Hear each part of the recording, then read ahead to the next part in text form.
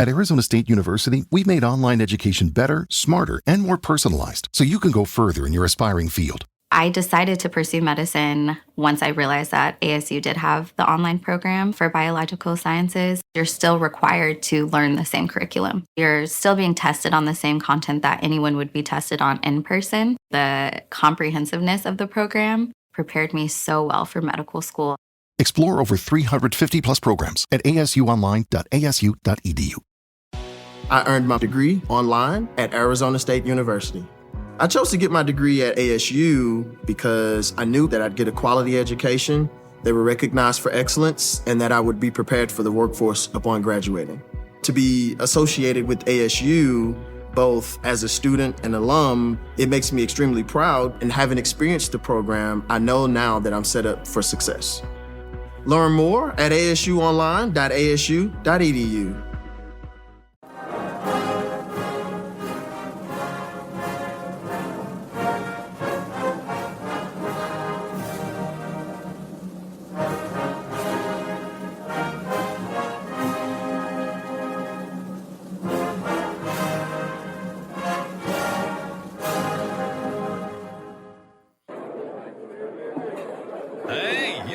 Hey, shh. Calm down. The show is about to start. Reese on the radio. Turn it up. Turn it up loud. Turn it up loud. It's like a dream come true. Turn on your radio. Reese is on the radio. Yo, let's get it. Due to the nature of this program, discretion does not exist. It's Reese on the radio. Right now on WTIC News Talk 1080. Let's go, Friday.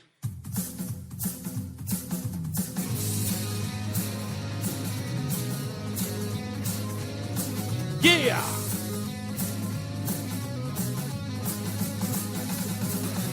What's up, scallywags, nutmeggers? All over the country, the fruited plains. It's Reese on the radio. On WTIC News Talk 1080, we are going to have what I can only describe as a Friday show. We've got ladies' night tonight. Rozan is in here. We're going to talk about parenting and a whole bunch of other stuff. We've got the Reverend Pastor Jacob Dell on the program today. We'll talk about his fight with the Attorney General's office, William Tong's office. We'll talk about that. We've got headlines. We got a whole bunch of other stuff. It's been an interesting week.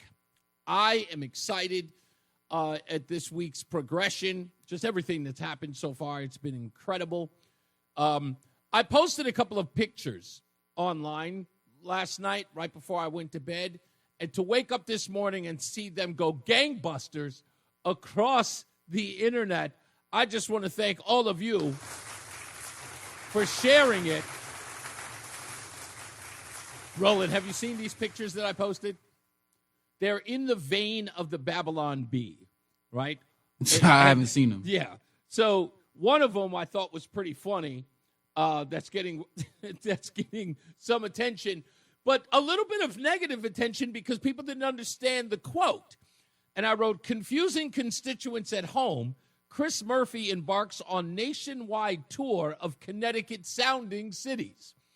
So the joke there is that Chris Murphy is never in Connecticut. He always seems to be on tour in other places across the country. So I posted that, and some people were like, wait a minute, I don't understand. So I had to explain it to them, which means that the joke didn't land if you have to explain it to people. So I may have to rethink that in the future. Maybe I should phrase it differently. Another one that everyone caught on to was Senator Blumenthal shares with crowd how safe and effective DQAT was in Vietnam, which everyone got. Everyone understood that joke. Which I'm happy that didn't need any further, I guess, clarification. People understood it. I only got one or two people who seemed to be somewhat confused by the statement, but overall it went by. And my final one, this is my favorite, is Biden's auto pen inks $20 million book deal for doing most of the work. And that is because yesterday we found out that Joe Biden has been offered $10 million for his memoir. And as you know, the auto pen did most of the work, as we found out. in many of the cases. So if you want to check those out, go to ReeseOnRadio.com or follow me on my X account, which is Reese on Radio. Which also, I may need some assistance here. So a long time ago, I got a Twitter account that was Reese on the Radio. And I'm having some problems actually accumulating that account. And I can't seem to get any. I don't know exactly how to do it, but I'm trying really, really hard. But I've had no luck because that is the handle I wish to have. The only reason why it's Reese on Radio at X is because Reese on the Radio, which is owned by me, is an old account that I can't seem to get into. So anyway, I'll see if I can work it out somehow or somebody be able to help me. If you are technically or social media savvy, I would need your help to do that. Also, I got to say this. I have never said this out loud in a while. Or maybe I said it before, but I almost feel like it was maybe 2 years ago. It was the last time I said this. And it may not have been heard. But I cannot wait to get to the nutmeg state. I mean, I've been dreaming about it in ways that I never did before, but I don't think I've ever been excited about being somewhere. And I am really, really excited to get there. Even though I have news today that suggests so many people are leaving the state.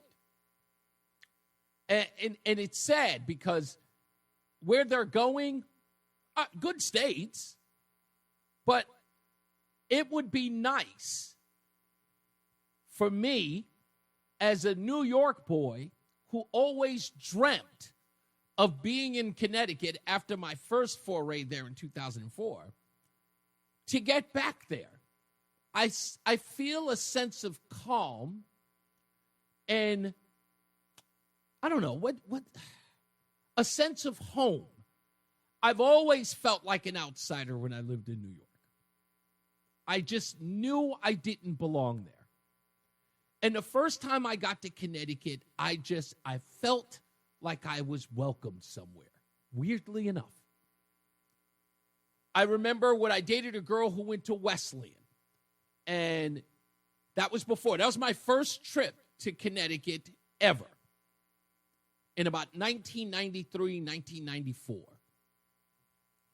And I get her to Wesleyan, and I go there in the fall, which was probably why I fell in love.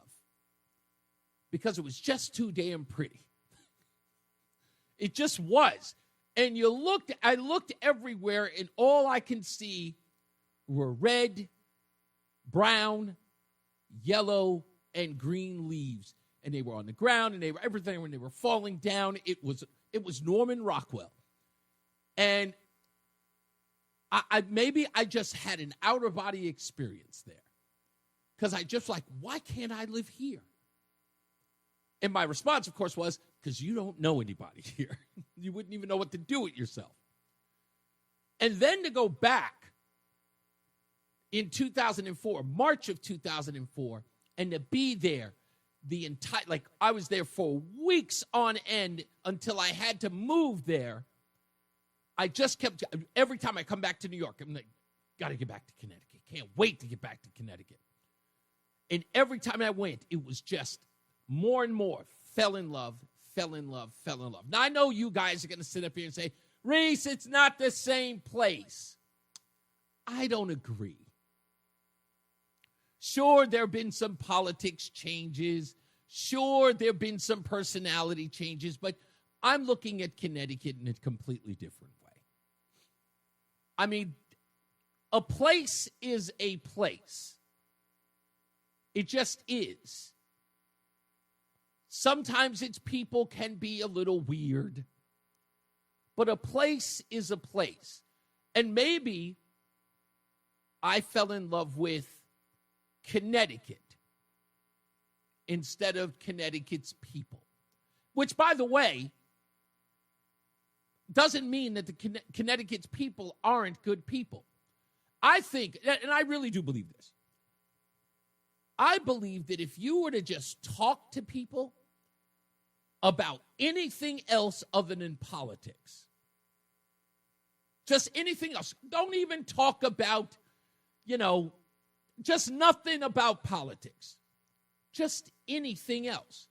It's not like you can't talk about anything else. Talking about movies, talking about things that were filmed there, places to go, places to eat, places to socialize. If you never had to know anything about that person's politics, don't you think you'd get along with them? Of course you would. Of course. But I almost feel like some people today have to inject their politics into conversations. I've got a neighbor, and the reason why I think about this is just the other day, I was literally worried about something. So the neighbor drive by the house. We see her all the time. Her name is Brittany. I can say that because nobody knows who she is. And she drove by the house and she stopped, and we hadn't seen her in a while. And we stopped, and she always comes by Christmas or Halloween, and she'll bring by baked goods. And we hadn't seen her in a while. As soon as we saw her, we was like, hey, Britt, how are you? She was like, fine, blah, blah, blah, blah, blah.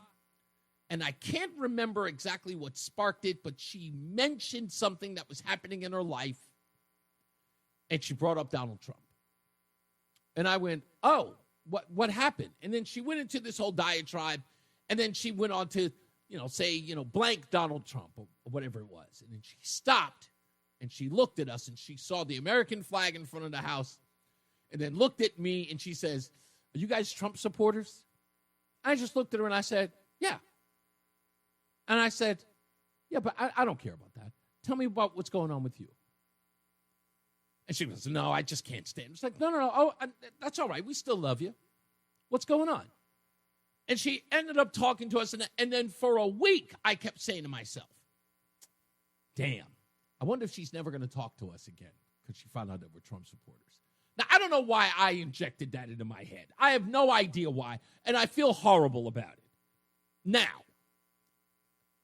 at the time, I was a little cautious because I was under this impression, damn, we had a year never talking about politics. That woman's been to my house. We've seen events happen in our block.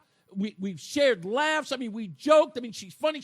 She's even been invited to our house to come watch a movie on our big, giant projection screen that we do outside the house. We haven't done it in a while. But, she was one of the first neighbors who walked up to my house. One of the first people in the neighborhood to come up and say, hey, how are you? What's your name? Our name is this. We're from here. Where are you from? So we had that for a long year. And then all of a sudden, Donald Trump comes up and I'm like, damn, did I just lose a friend and a neighbor? We've been to her house. Her kids love me. And then we were walking on our usual walk, and our walk passes right by the front of her house. And so we walked, and she comes out of the front door with her leg in a brace. She's on crutches. And in my head, I go, damn it. She's about to ignore us, or it's about to be awkward. And my wife says to her, hey, Britt, what happened? And she's like, oh, she comes out and she starts to, and literally nothing changed. Nothing at all changed. She told us about how she hurt her leg. My wife, having studied nursing, starts telling her what she should do with the leg. We're all there the whole time. After a while, I was like, can we finish this conversation? Can we just be done with this? But I walked away with this sigh, kind of going, man, because I really, really like this girl.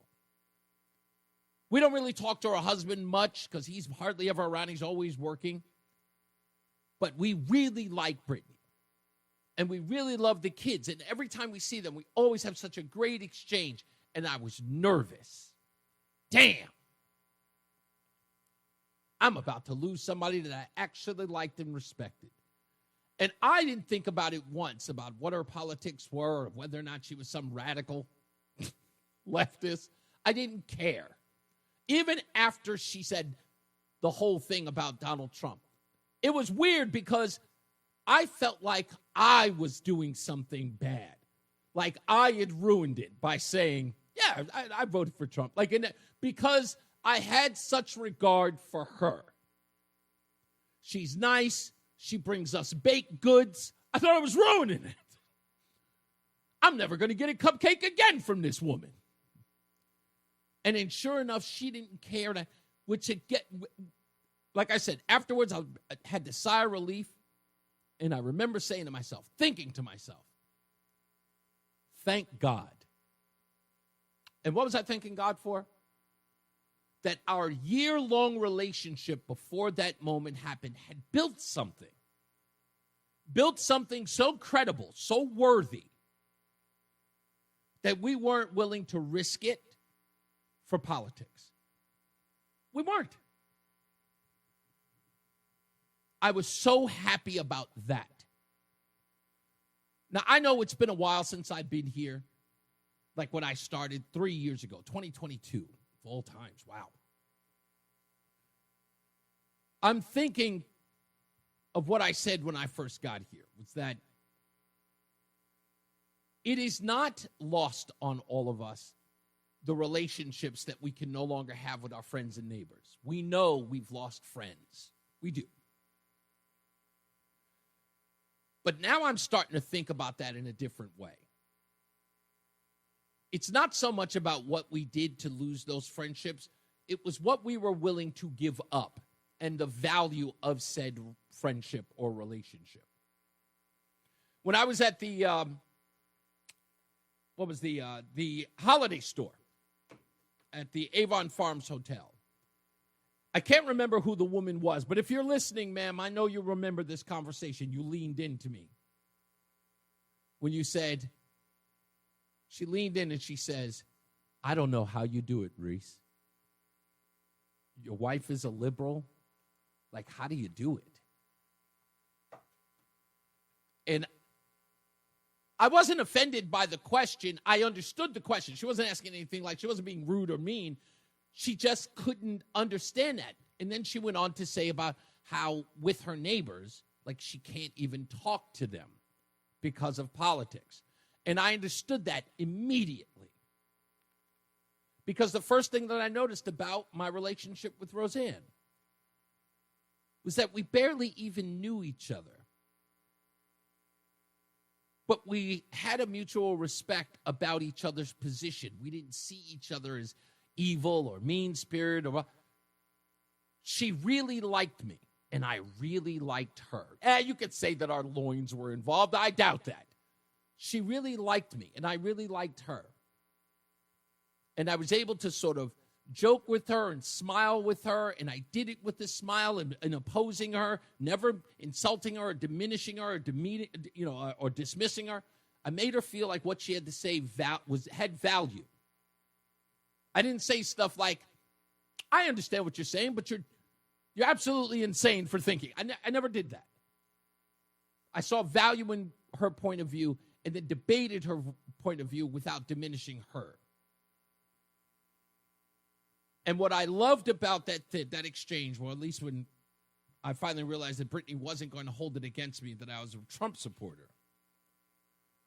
What I loved in that moment was, one, she didn't bring it up. Two, she had the same smile. She engaged us the same way. Nothing had changed. And I knew in that moment that she felt about us the way we felt about her. That politics aside, we cared about each other. We respected each other enough to not let that be the crux of who we are or our relationship. I don't know if she's ever experienced life like that. I know that I have. But to be truthful, be honest with you, that's the part about coming to Connecticut that I'm really excited for. Because I know that it's a majority blue place. I know that there are a lot of people who are on the left or are Democrats.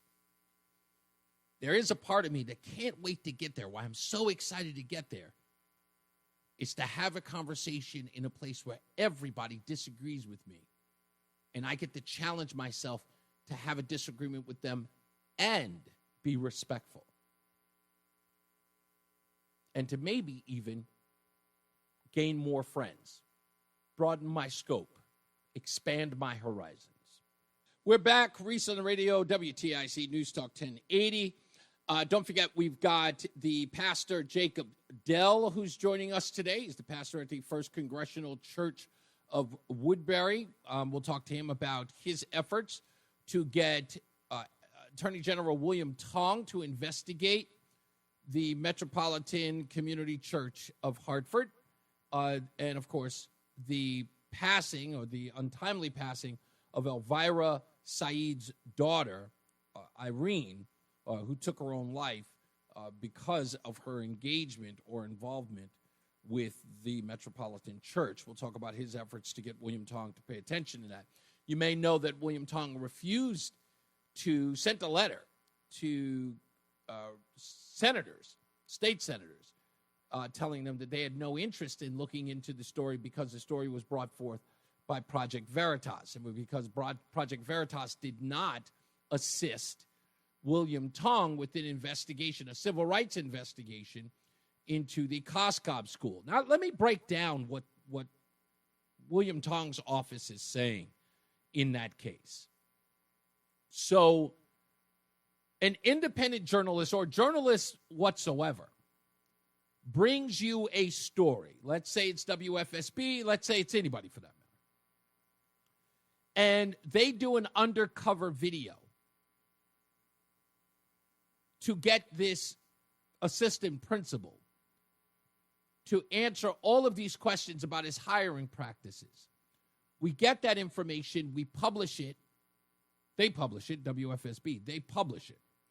And then William Tong says, hey, we're going to have a civil rights investigation, and asks WFSB to give them information on how they obtained or got to said subject.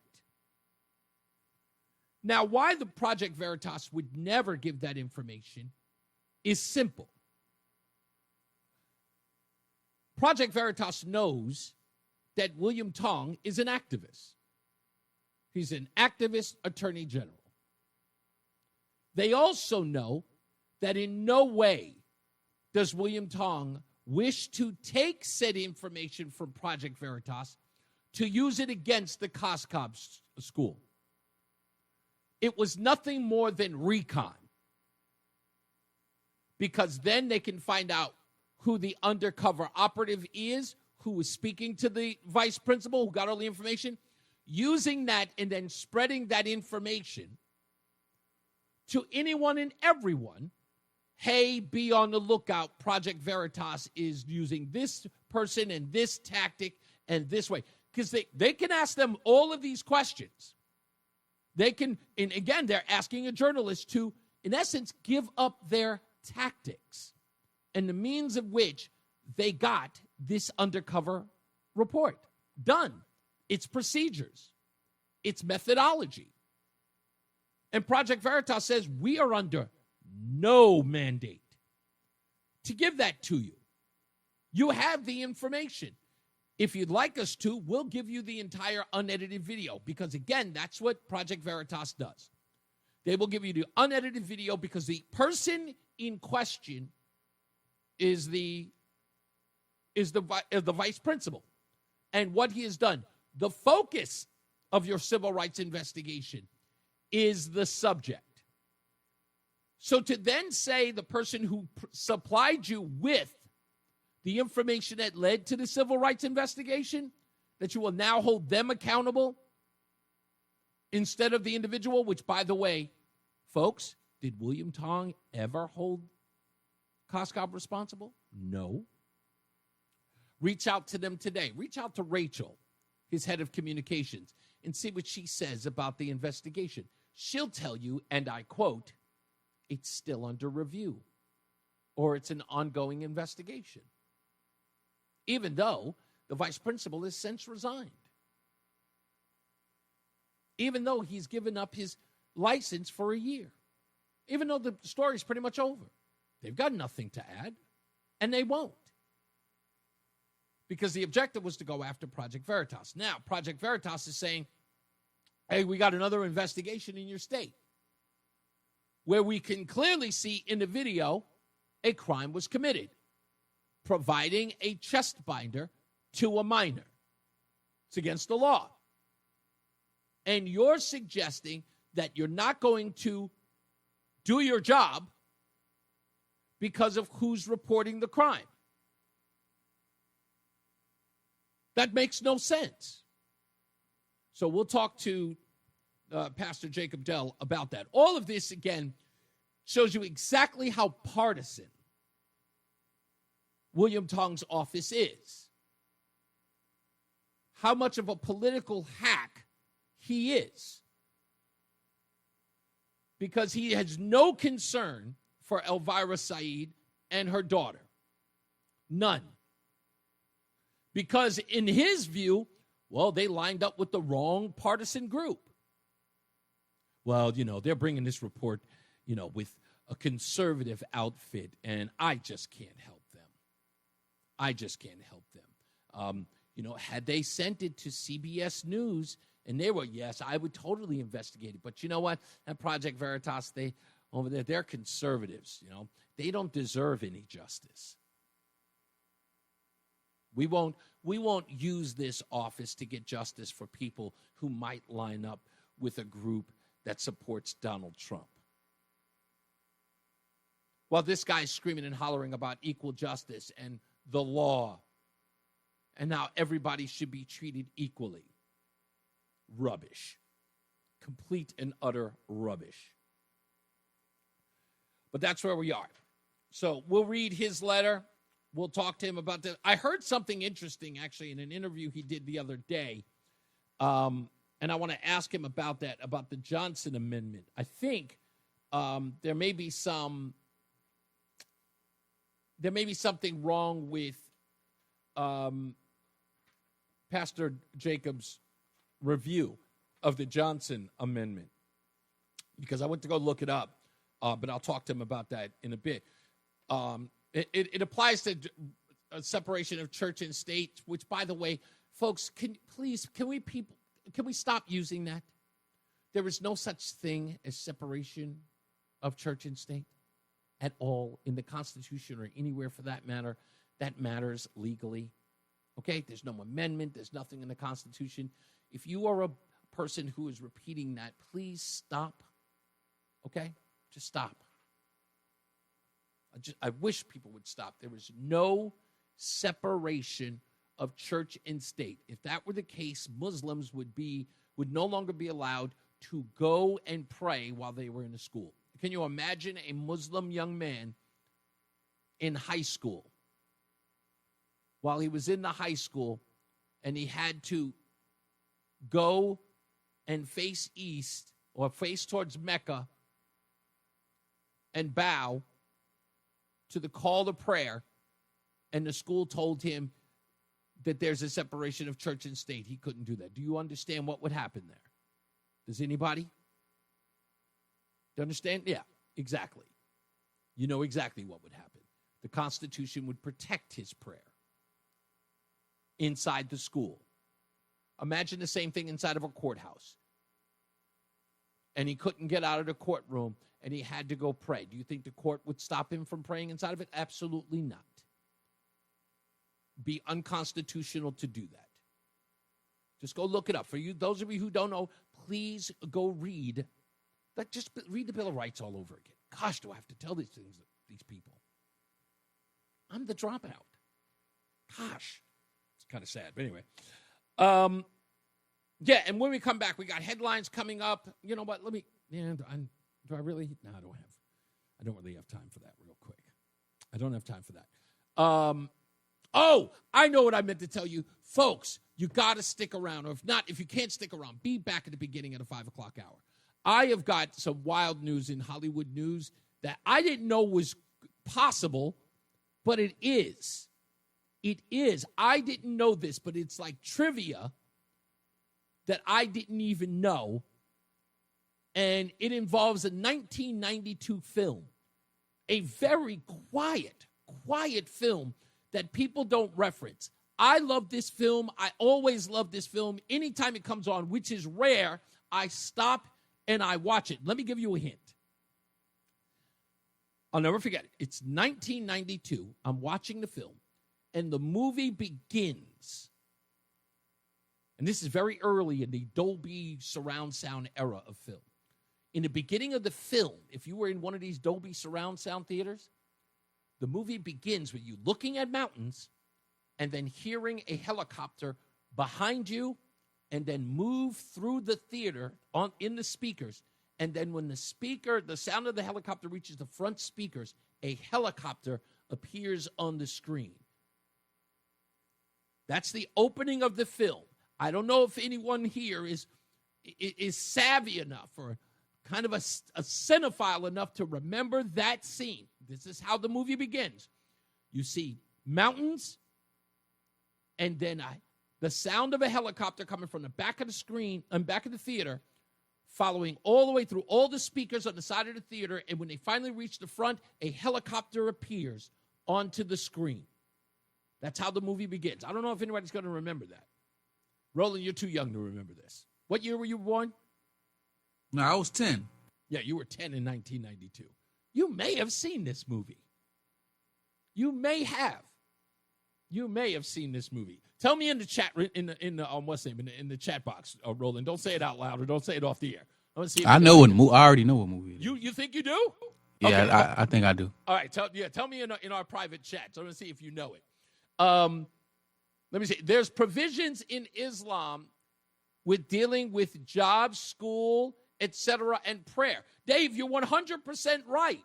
But remember, if there is a separation of church and state, right, that means that no religion should be allowed inside schools or in courtrooms. There is no provision. A provision would suggest that it is not equal under the law, sir. That would completely fly in the face of that. That's what I'm trying to tell you. So there is no separation of church and state with a provision for Islam. We are equal under the law. But anyway, I get the point, though. All right. We'll take a break. We'll come back. More news, more views. We'll see if we get some phone calls in when we return. It's Reese on the Radio on WTIC News Talk 1080. We're back. It's Reese on the Radio. Let's get to my paisan. Frank calls up every day. What's going on, sir? Reese, I don't care what type of information. Maxwell's singing like a canary. I don't care what she tells the assistant attorney. You cannot lower her sentence. You just can't do it. You can't. Not for that type of crime. Well, first, you're 100% right. You can't. They're talking about, like the press is talking about a deal in all of this. You're not conflating the two, right? I don't think she should get any. Yeah, I know, but this is not a notion that has been brought up by the administration by any Trump means. talked about it. Trump was asked about a pardon today. He said, well, I can't see it right now. But that guy changes his mind more than the weather. This is true, but yeah, But hold on. See, this is the thing, and it's always astonished me when it came to Donald Trump. I've also actually experienced this in my life, in fact, with several of my ex-wives.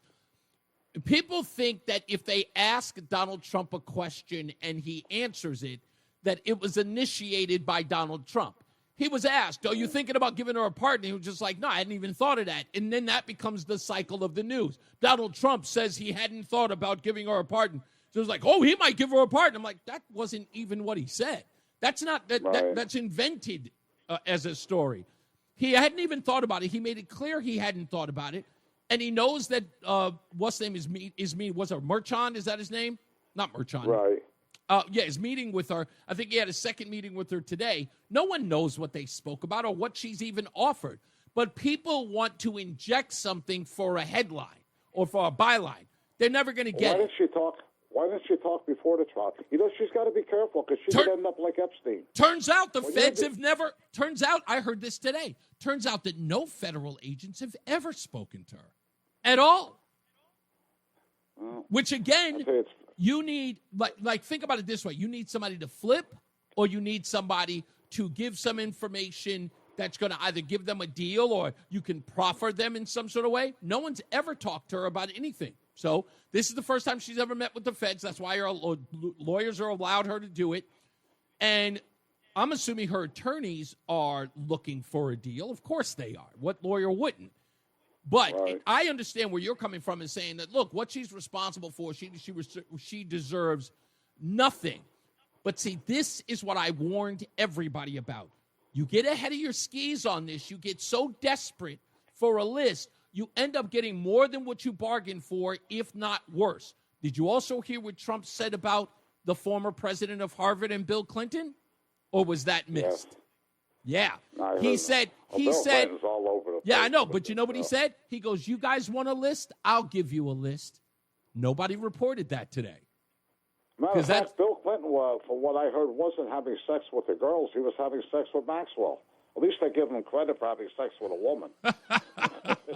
Go, Bob. One more other thing. Rozan coming on today? She'll be on at about 4:30. Okay, tell her this. Last week she said she wanted to be a princess. She is a princess. Rozan, you are. But Rozan, you're not the queen. So, well, you know what she said? You know what she said? She said that she doesn't want to be a queen because the queen has responsibilities. Right, but she can't be the queen, though. She can't. That's the problem. No, she's beautiful, but no. Don't worry about her. She doesn't want to be the queen, my friend. Thank you, buddy. There's only one queen. We know that. I don't know who that is. Who's the one queen? Well, if you're black and beautiful... Oh, get out of here. All right, you're done. Bye. Knucklehead. We got to take a break. We'll be back. More news, more views. I'm reading... No, you going to the top, bro. Oh, we got to go to the top. Okay, well, Roland finally... let me say this. Roland actually told me that he does know the movie that I'm talking about. Nobody else has been able to tell me which movie it is. But Roland does know the movie I'm talking about. Okay, and he doesn't... Okay, I understand why you were ticked off. I wasn't ticked off about that. That was funny to me. That was funny? Yeah, that opening scene was hilarious. Man, that crushed. I was a kid. That crushed me. Let's go to Jim in Wellington real quick. Hi, Jim. Okay, I'll say it real quick. I'm curious as to why the auto pen and Joe Biden and company didn't cover Brennan or Comey or anybody else, unless there's a statute of limitations out there. Oh, no, my friend. I'll tell you why he didn't cover those folks. You might notice in the Biden administration, the only thing those guys did were write letters to cover for Joe Biden in the 2020 campaign, right? They wrote, remember the 51 intelligence agents, but they were not a part of his administration. They were out there in the ether who were writing. If he had given them a pardon, that would have been kind of showing his hand.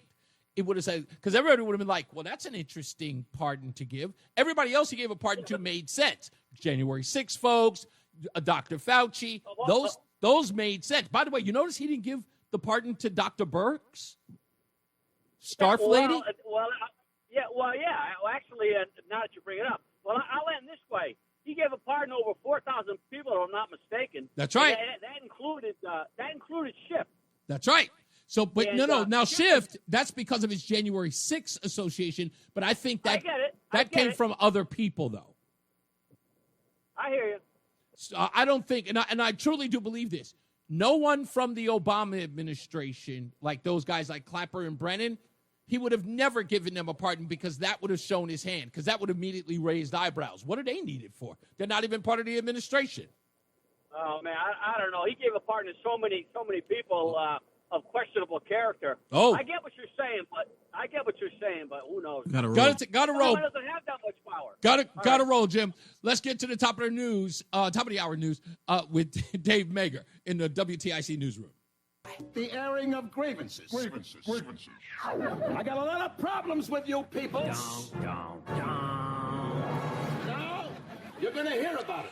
That's right. You're going to hear about it. If you've got a grievance, get on the phone to 860-522-WTIC, 860-522-9842. You can opine about anything you want. Like I said, from traffic jams to traffic cones. If you got something to beef about, you can beef about it all day. Before we get into headlines, I'm going to read this. This is actually, again, I've got to tell people, like, why do you show up? It never makes sense to me. So let me just read it in the chat room. Reese, your constant excuses for Donald Trump's statements and behavior are getting kind of stale. Then leave. Something is clearly going on with Epstein. He can't name them. Trump is squirming. Okay. Now he's reaching back to someone who has been out of the presidency for almost 10 years to distract from his potential transgressions, not his factual transgressions, potential. Trump's envious of President Obama is palpable. Yeah. Okay.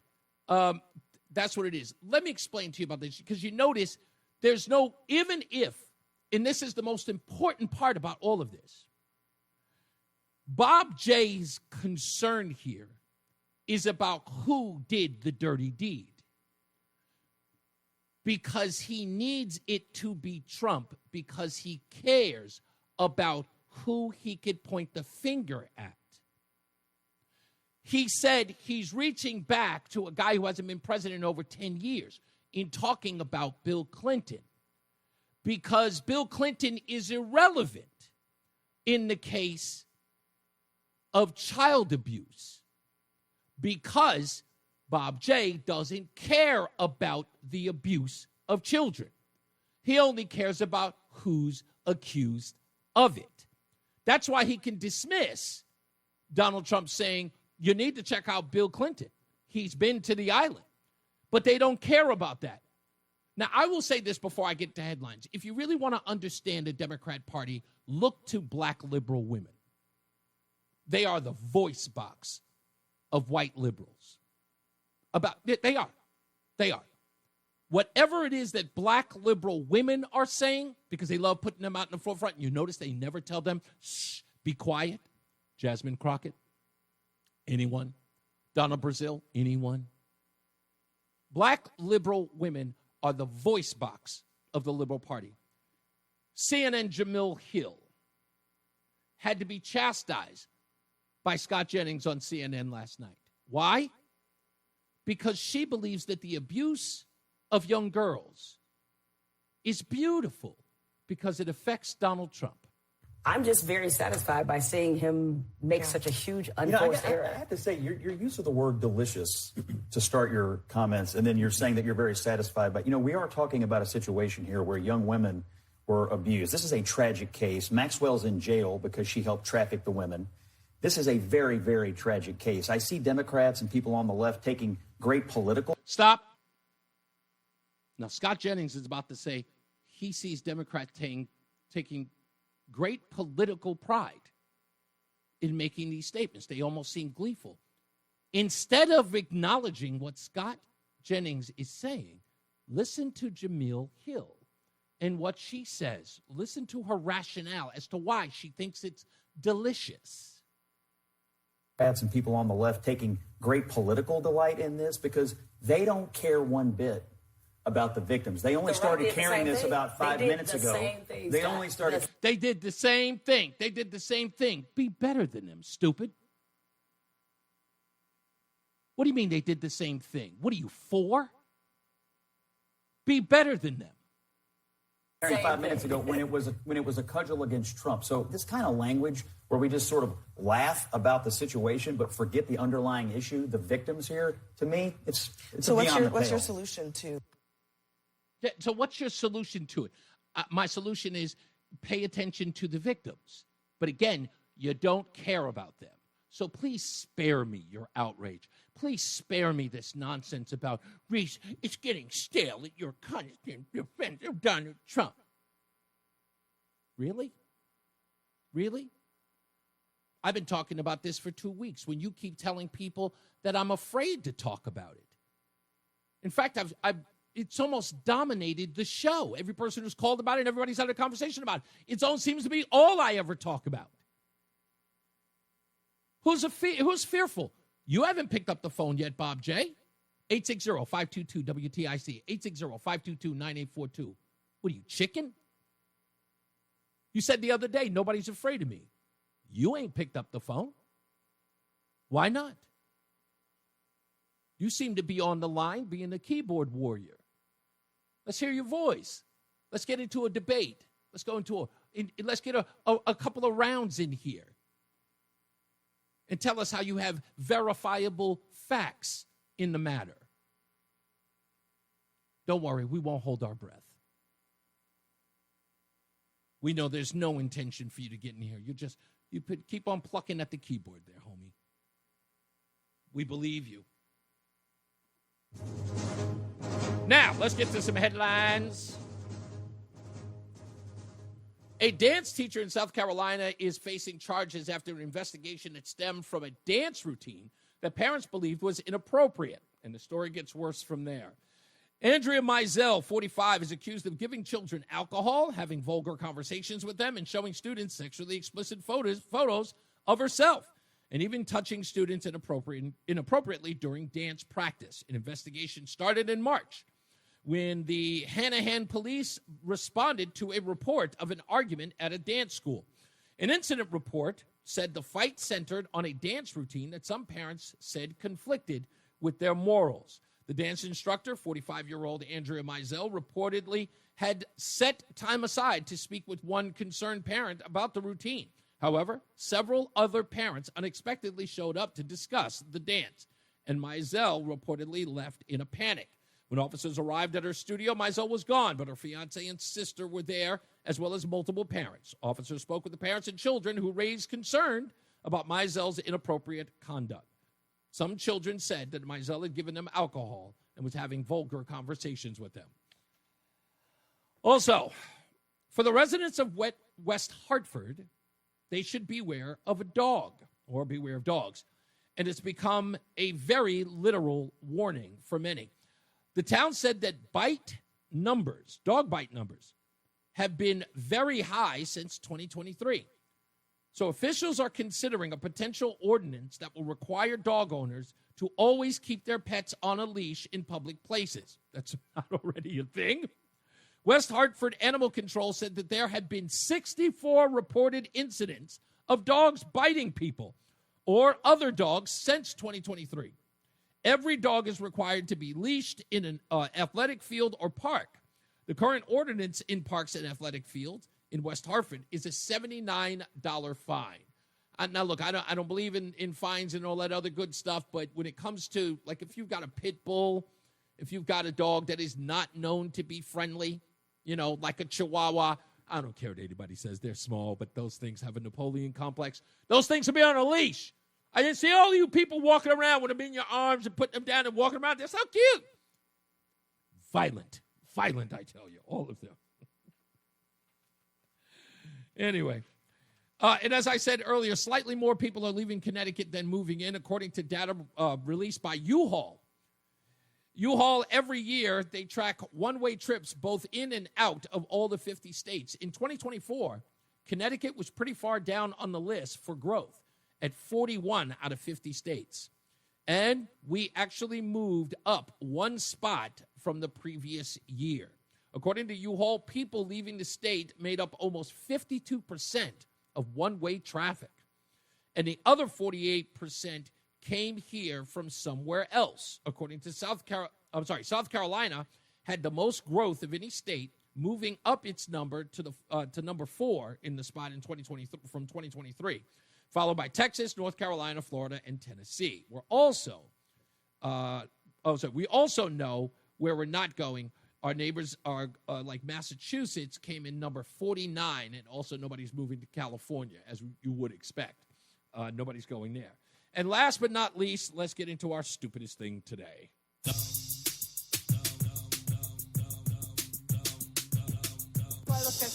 Yes, you do. Stupid as can be. This could very well be the stupidest person on the face of the earth. A former IDF officer, as well as a professor of Holocaust and genocide studies at Brown University, was on Piers Morgan. And he was talking about Israel's destruction of Gaza. And again, this guy is supposed to be a professor of Holocaust and genocide studies at Brown. I would say somebody needs to fire this guy because he said this. The statistics are that between 2 and 5% of the population have been killed, 60 to 70% of them civilians. A third of those killed are children. Over 1,000 of those killed are children below the age of 1.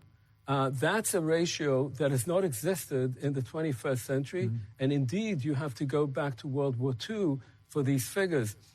Some of the destruction in cities in Gaza is greater than the destruction of Hiroshima in nuclear weapons. Yes, folks, that's what he said. Some of the destruction in Gaza is far worse than the atomic bomb in Hiroshima.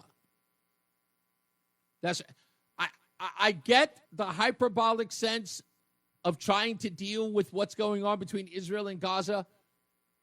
But again, free speech notwithstanding, I got nothing to do, but just the absolute outrageousness of that statement. That's how bad it is. It's just absolutely, it's unheard of. Let's go to the phones. James is in Windsor. How are you, sir? Hey, my man Reese, my brother from another mother. How are you, sir? I'm pretty good, sir. What's up? Hey, I just got it. Open up the phone, right? What is the basic conversation that you had today? Because I'm not in my car driving today. Well, so far we have been talking about, my soon-to-be move to the Nutmeg State. That's one. Okay. And also, Frank and Woodbridge called up to talk about this story that we may have heard at the top of the hour, that Donald Trump is allegedly considering a pardon or some sort of commutation for Ghislaine Maxwell, which is not what he said. He was asked if that was what was considered, and he said no, he hadn't even thought about it. But now that's being... Well, the left is always going to twist his words. Always. I would get now. Here you go. You got a guy that got China and Japan to do a $500 billion trade deal. Yeah, but everybody want to know about the dead pimp. I don't get that. I mean, come on. You have to get it. You have to think about this in the sake of salacious nonsense that has no value. It's TMZ fodder, which again only whets the appetite of those who think or who have been led to believe it's going to lead to the downfall of Donald Trump, because everything has been tried. And when you whiff at every swing, right? When every time something is thrown at this guy, it's a swing and a miss. You need something. You're desperate for something. Just a couple of months ago, it was everything else under the sun. Now they think they really got him with this, and it's going to fall flat. But I wouldn't be surprised if this Matthews person, they try to tell her, if you say this and you say that, we get you out of jail. All you got to do is implement Trump. Well, you know what? That's the thing, because this meeting with Ghislaine Maxwell has already been dubbed an attorney going in and telling Ghislaine Maxwell, tell Donald Trump what he wants to hear. It's already turned into that. So, yeah, again, it's damn if you do, damn if you don't. It's release the files, and if the files don't release what they want, then you didn't release all of them. So the objective here. And it's true. I don't care what anybody says. It's a fact. We know this. When people who support Donald Trump are asked, is this a hill to die on, they overwhelmingly say no. And the fact that this is the worst part, James. Here's the worst part. Yeah. They believe that because the news media is covering it, it is the issue, when it isn't. Yeah, but let me give you this scenario. You know how when you cook spaghetti and you want to make sure it's right, you hold up a plate and you throw it at the plate, and if it sticks, it's ready. That's right. So now they ran out of spaghetti. Now they're using feces. I think you're right. I mean, they I wouldn't be surprised if they started with knives and forks. Now they're using straw. Yeah, it's again, but like I said, that what they saw was, and this is how crazy this is. What did they use as the barometer? The news media. What did they use as a barometer to say that this was a rift? They used Charlie Kirk, Ben Shapiro, Tim whatever his name is. I can't remember Tim's last name now. Somebody know. But all of these influencers like Joe Rogan, all of them, who they blame for Donald Trump's win, by the way. They say that these guys are the ones that caused Donald Trump to win. So now that these guys are now suspicious of the administration, the news now cares about those opinions. They were willing to dismiss Joe Rogan. They were willing to dismiss Charlie Kirk and Ben Shapiro. These guys are radical right-wing extremists. Now that oh my God, they're going up against Trump. They're the most important voices ever. Now they're being used. They're being used as the template for which people should believe the news. Also, the way I see it is Donald Trump is the crown, and all those people that support him are bricks. So if you remove the bricks, the crown will fall. Well, then I will put it to you this way. I don't believe any of them play any role. I think that every one of them used Donald Trump because at the time it was profitable for them and they all made millions. And then now he's in office. What do you have to sell? Well, you have to sell Discord. That's the way this works. It's that simple. Yeah. But what happened basically is that the people that supported him, like you said, profited the best. Yep, exactly. Exactly, because now they all signed multi-million-dollar deals. All of them did. Yeah. You know? So. Yeah, and then Donald Trump made a comment this morning is that young people are going up to him saying, I'm tired of winning. And that's funny. That funny. Is funny. That's funny. How can you be tired of winning? Hey, I could be tired of winning. I'm telling you, I get tired of it all the time here. No. Well, I appreciate it with you, man. That's why I'm glad you're on that extra hour, man, because I used to drive and listen to you on the radio, but I didn't drive today. So that's why I'm calling you up on my cell phone. I appreciate you. I took today off. I appreciate you, James. Thank you, buddy. All right, God bless. You got it. Yeah, so the Americans know BS when they hear it. No, they don't, Donald. Come on, Donald. They don't know BS when they hear it. Stop it. How many hoaxes? You know what? I'll put you on the spot. How many hoaxes? And be honest. Just put up a list right here. I'll read them. And I will give you props for them. How many of the news media's hoaxes did you fall for in the last 10 years? How many? How many of those things that you believed that turned out to be absolutely false? And you know you did that. You may not openly admit it today. It may even be difficult for you to do, but you can tell me. We'll keep it between us. You know you fell for a bunch of hoaxes. They told you beyond the shadow of a doubt. How many times were the walls closing in on Donald Trump? Huh? How many people told them that? In the first, the walls are closing. It's over. It's just a wrap. Get used to it. Reese, do you know why every time they swing at Trump, they miss? They assume that he's as scummy as they are. Wow. And they don't understand people and don't have dirt on. Yeah, look, there's a thing that happens when you become extremely focused on an outcome. Think about liberalism in that sense as well. When you are focused on the outcome, you miss the job. Right? That's liberalism 101. Right? You look at a guy like Mamdani and you say, we're going to make housing affordable for everyone. When you ask him the details, he can give you nothing. He can't give you a step-by-step program. He told you, we're going to put a government-run grocery store in the 5 boroughs. How? Well, it only costs $660 million. We can afford that. Please explain the process. They don't care. It's the end result they want. So think about that in the news media. They want to get Trump. The only thing they're focusing on is getting him.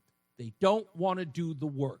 They want the end result. And when they don't get what the end result is, they run away mad looking for the next one. That's why. That's why they always fail. Let's take a break. We'll be back. More news, more views. When we return, it's Reese on the radio on WTIC News Talk 1080. I got a lot of problems with you people. Now, you're going to hear about it.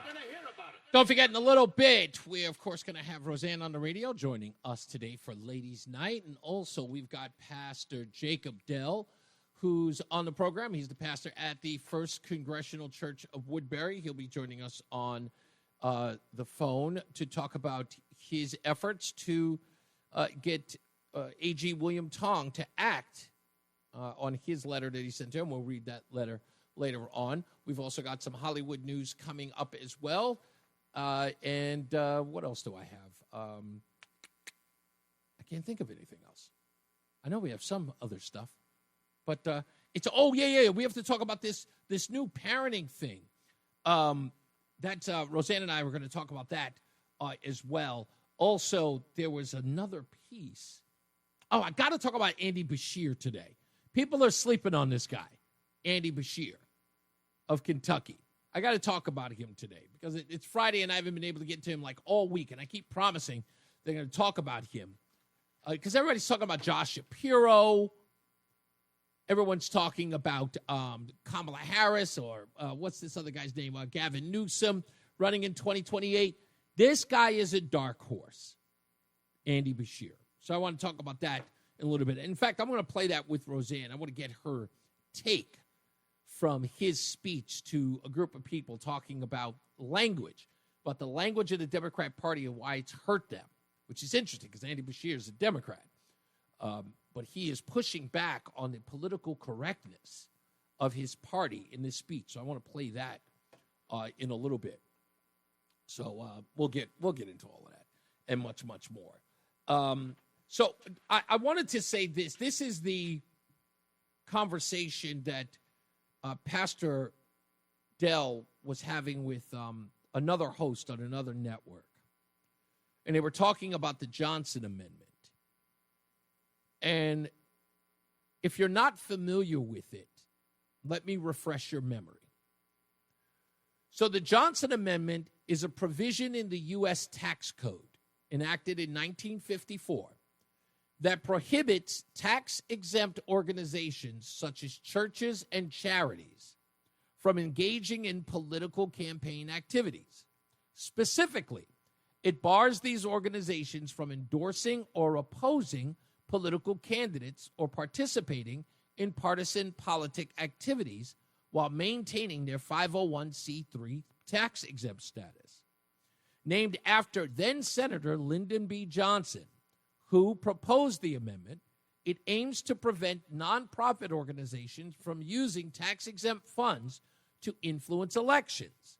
The amendment states that 501c3 organizations may not participate in or intervene in, including the publishing or distribution of statements, any political campaign on behalf or in opposition to any candidate for public office.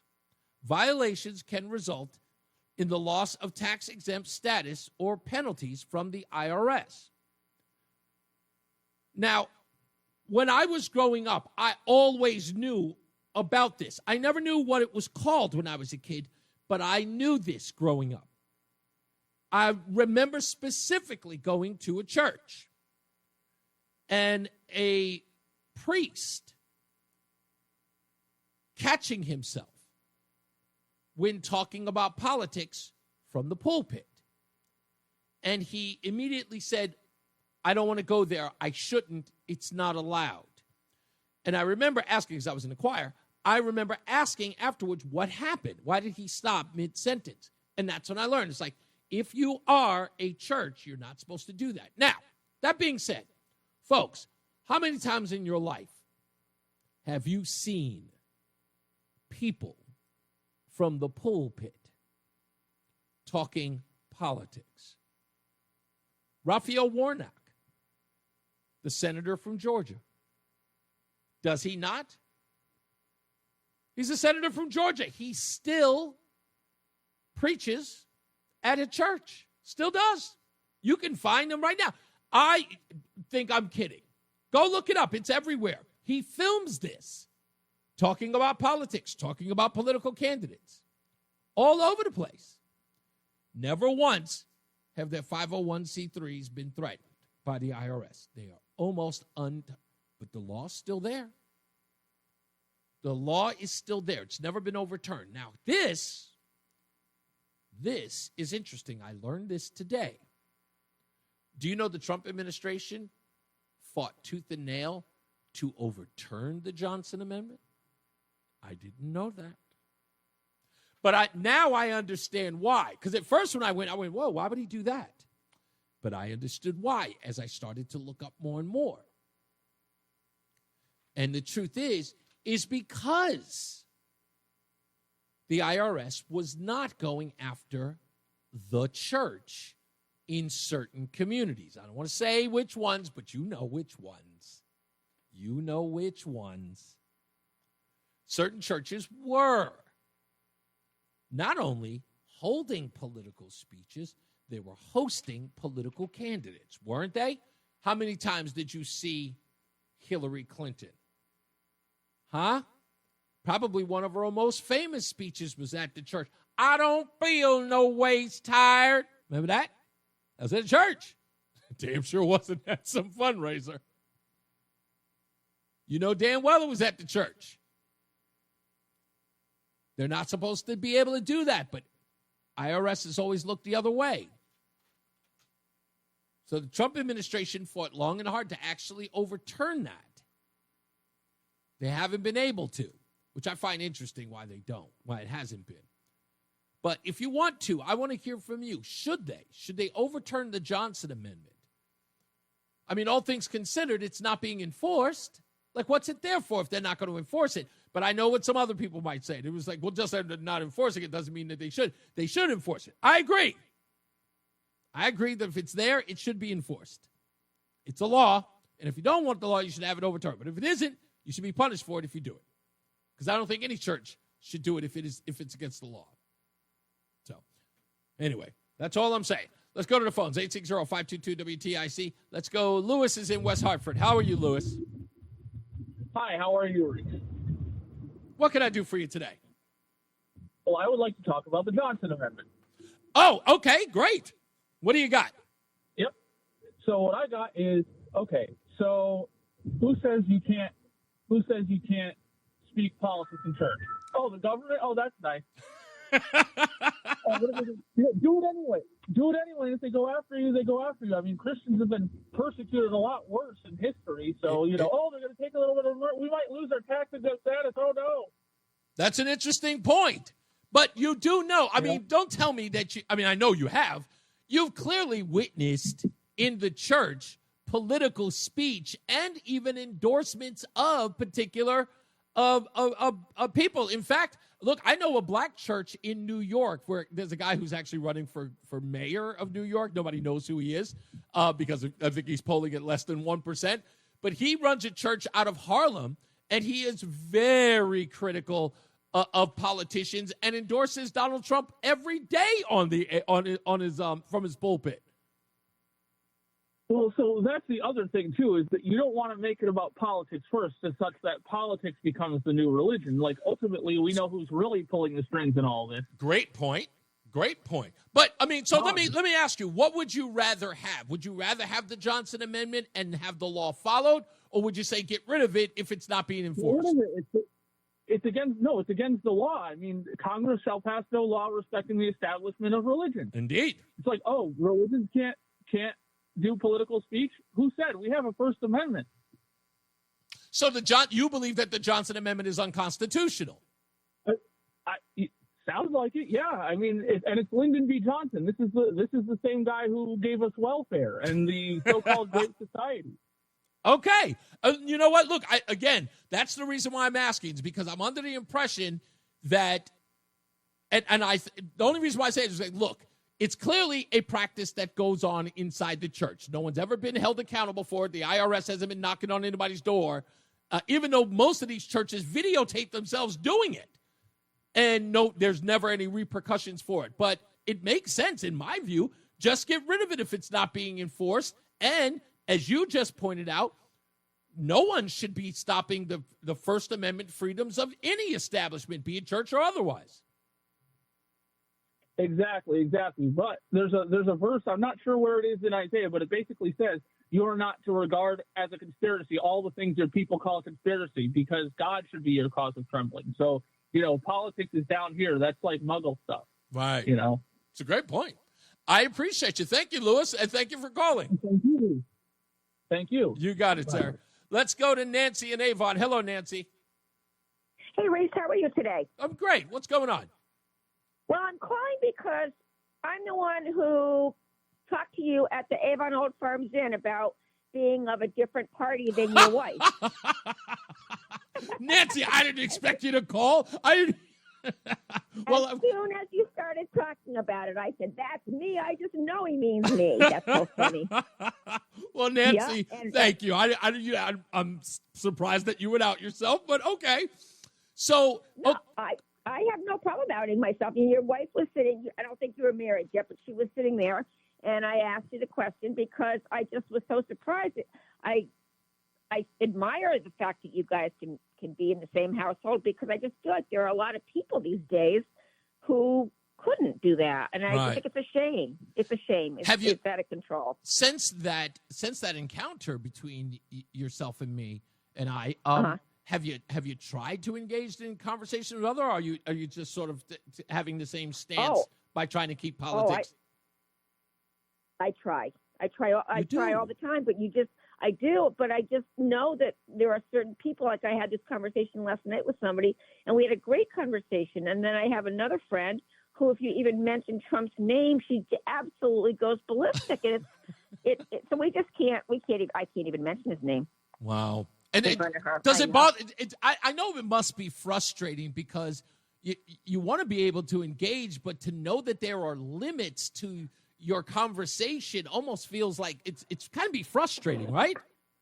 It's very frustrating because I feel as though for 4 years when Biden was in office, I didn't treat people who voted for him that way.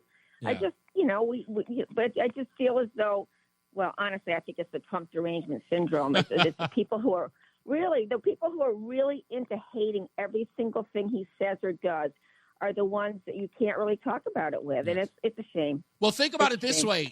Think about it this way, Nancy. From the moment that you met me and you met my wife who was there today, she's a full-on Trumper today. Huh? Your wife is? Yeah. This call will be recorded. Yeah, she's full-on. Wow. She's full-on Trump now. Really? Yeah. How did that happen? Wow. He got shot at.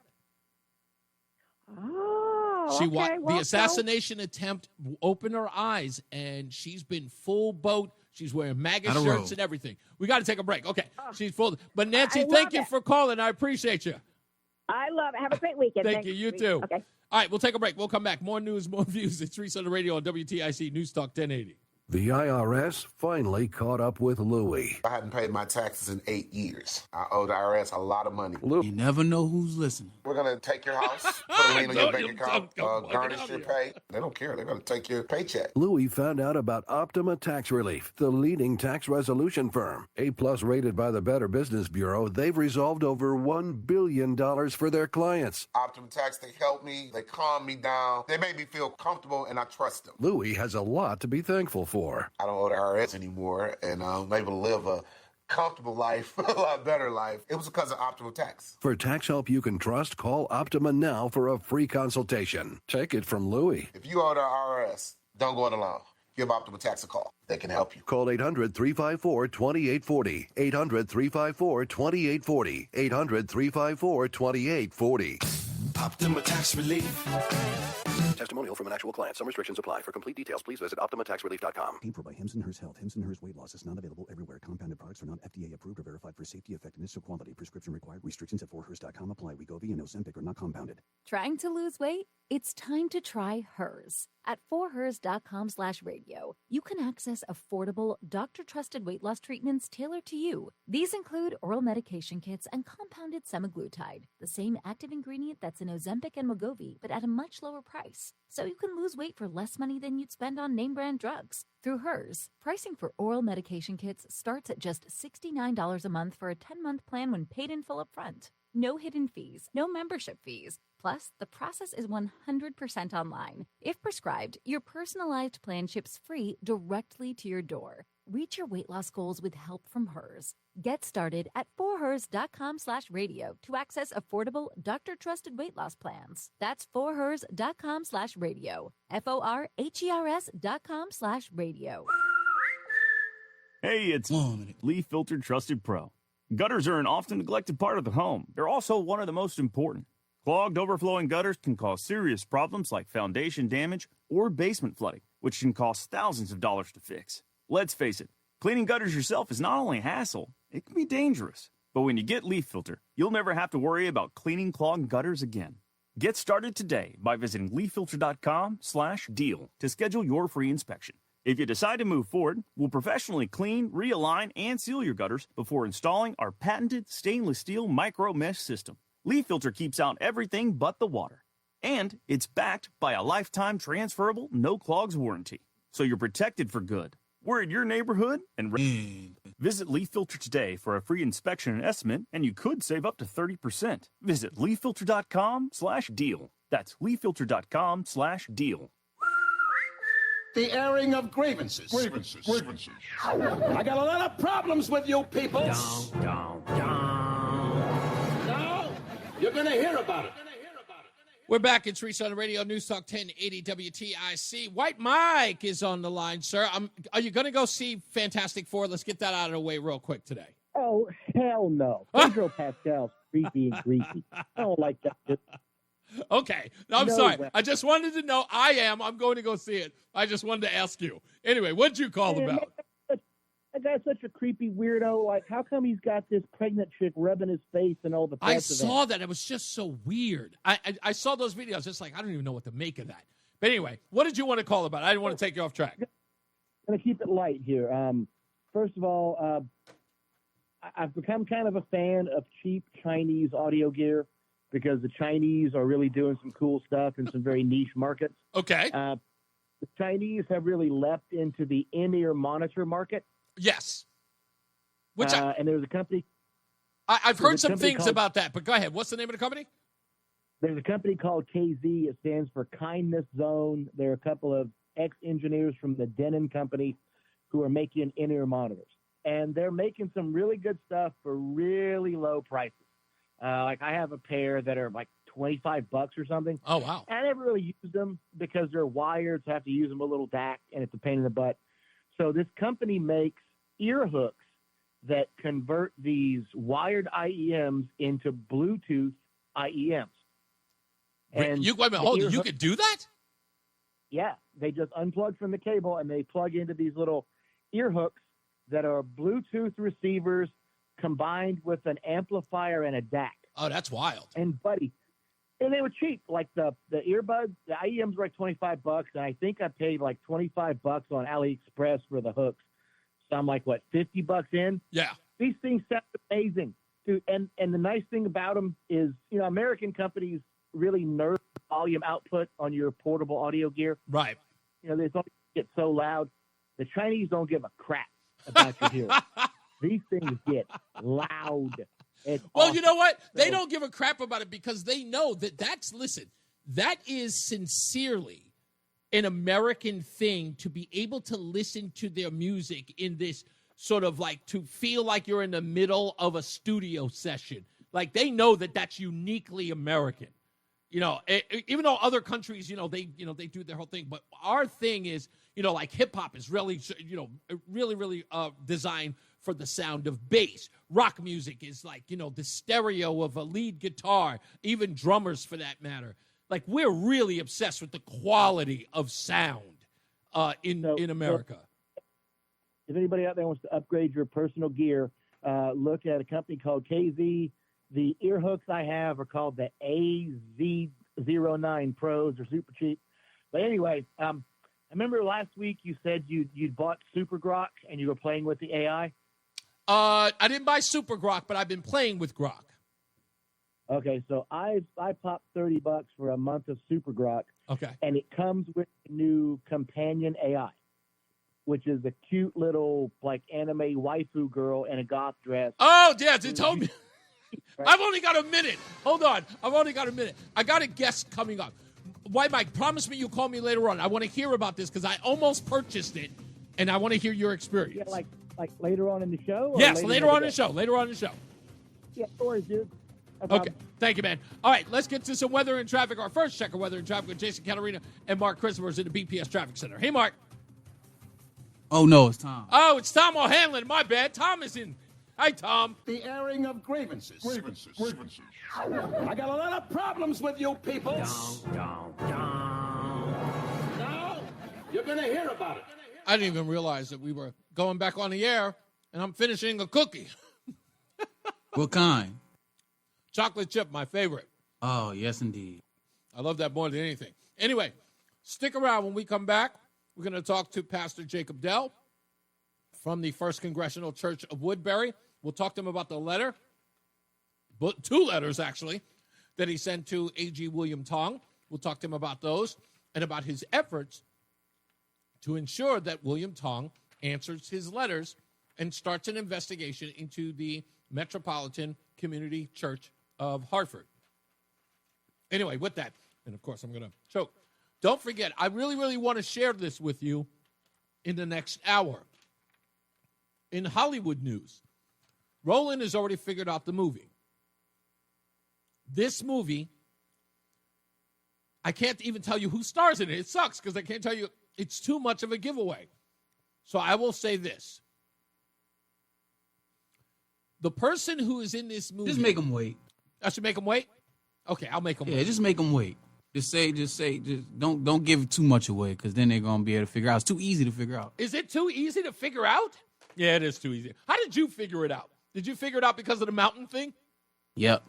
Was that the giveaway? Damn. Yep. Damn. I thought it would have been the helicopter part. Did you even know that about the helicopter part? I did not.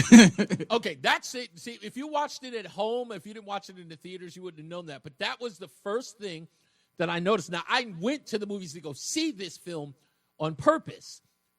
And when I was sitting in the theater, there were no seats to be had, so I had to sit in the back. So I actually witnessed the surround sound of the helicopter noise going through the speakers. And I went, oh, that's weird. And then when the speakers in the front, they start lighting up, all of a sudden the helicopter comes on the screen. I go, oh, that was cool. But I didn't notice anything else because I was enamored with the film. So when we get back in about an hour, we will talk about some Hollywood news with this 1992 film that is going to surprise you. There's some trivia based on this that I didn't know. We'll talk about that. Now, let's get to weather and traffic with Jason Caterina and Tom O'Hanlon, who's in for Mark Christopher. The airing of grievances. I got a lot of problems with you people. Now, you're going to hear about it. All righty, folks. All right, it is time for our guest, and back on the program is none other than Pastor Jacob Dell on the program.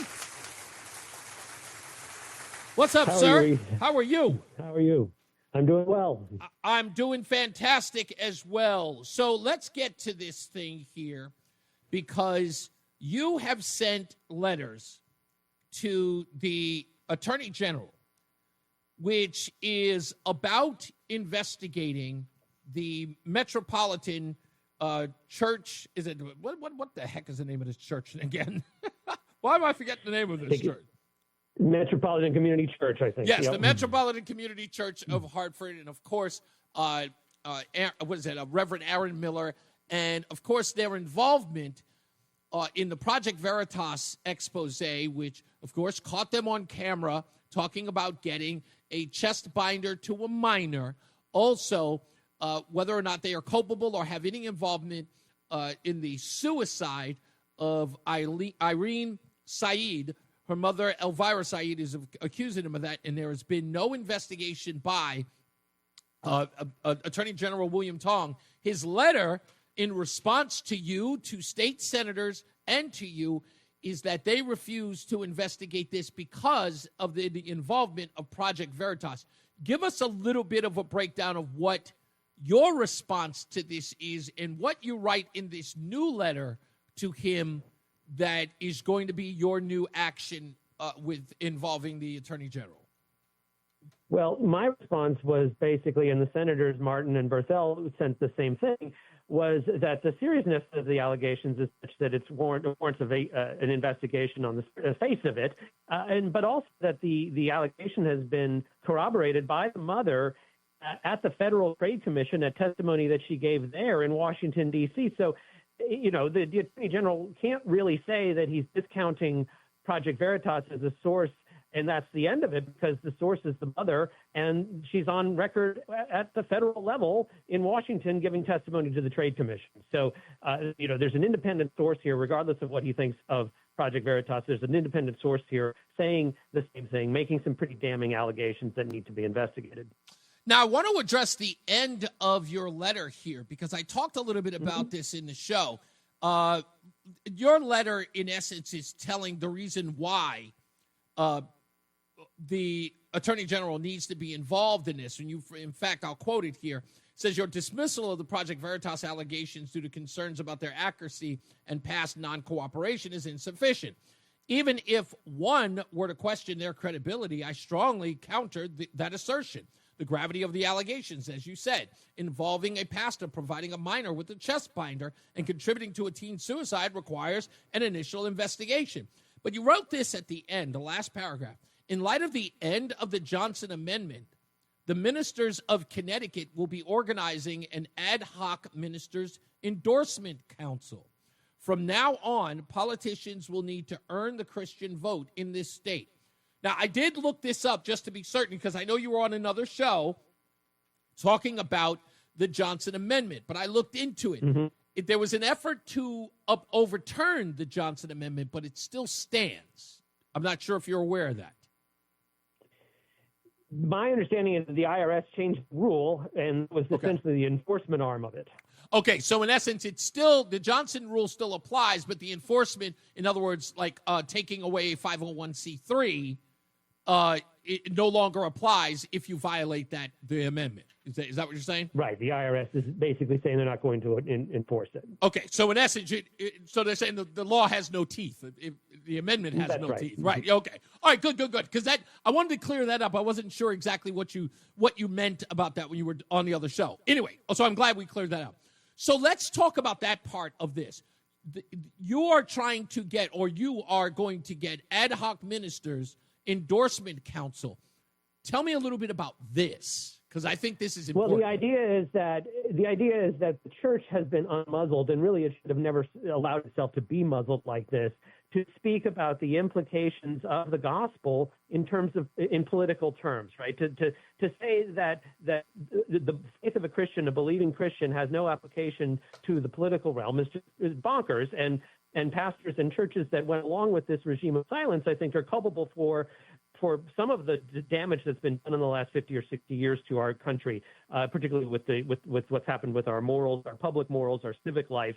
And so what I would like to see happen is for pastors to return to the role that they originally had in a state like Connecticut, where pastors would preach at the beginning of the assembly of the legislative session, outlining God's expectations of the elected servants, the civil servants.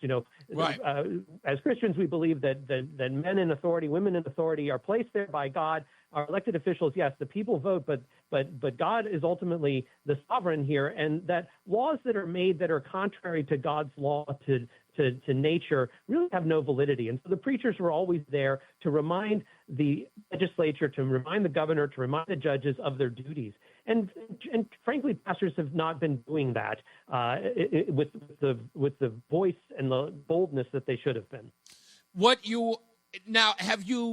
Have you developed this ad hoc coalition, if I'm expressing that correctly, where other pastors are joining you? Pastors are talking about it now. There was an example a couple of months ago in Terryville where the local Baptist pastor objected to a swingers club that was operating within 100 feet of his church. I remember that. Whole town. And I said, this is exactly what we need to be doing, but we need to be doing at the state level and even the national level, right? Churches calling out this licentious behavior, churches calling out other churches as one in Hartford doing things that are blatantly wrong if they're true. But not even that. I think holding candidates to account, holding politicians to account, saying if you want the Christian vote, you can't just assume that you have it, that you need to come before, like I said, this ad hoc committee, this ad hoc group of pastors, and make your case why Christians should vote for you. Not just Christians, but people of good faith. Faith leaders. Like Mrs. Saeed. That's right. Yeah. And so we would give an endorsement. What I envision, this is not starting a third party. This is not going to be a political action committee. Right. But giving an endorsement and saying these candidates align with Christian values, with the gospel, with the Bible, with First Amendment, Second Amendment, parental rights, parental choice, vaccine mandates, all of the issues that are important to Christians. These candidates align with them, and they have our good housekeeping seal of approval. So, it doesn't have to be anything more organized than that. We're not talking about, a lobbying group. We're just talking about pastors using the platforms that they already have to instruct their congregations what the Bible says and what's expected of their members as voters.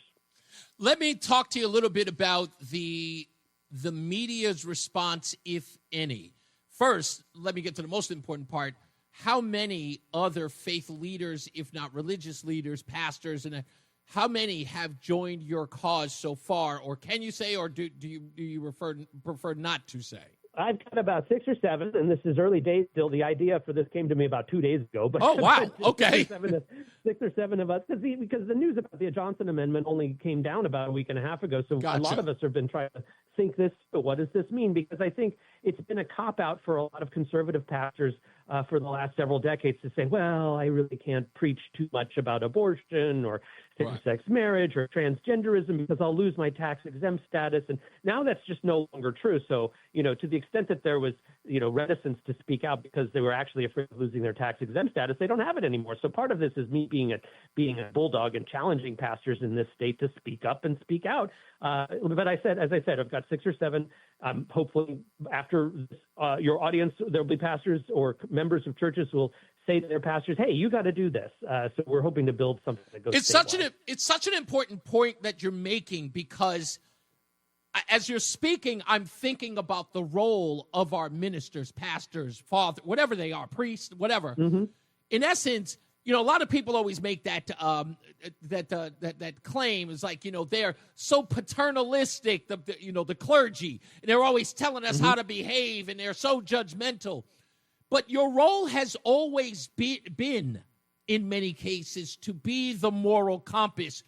Now, in spite of the scandals that have happened within the church, which many people use as a cudgel against your leadership, that doesn't mean that you should abandon your roles, right? Because no one should shy away from it. Like, I don't want to take the New England scandals of the Catholic Church and now make everyone, as you said, reticent in their roles in making sure that all of the stewards, all of your parishioners don't follow a moral path or don't continue to do good in their daily lives and in their communities. That's still your role. That's why you're there. That's still the role. It's called a bully pulpit for a reason, right? I mean, we put these men up, including myself, on pedestals for a reason, not so that we can just whisper sweet nothings, but so that we can be bold and say something that changes people's lives, but also changes the culture around us. And our society is so sick, and it's gotten into such a dark place.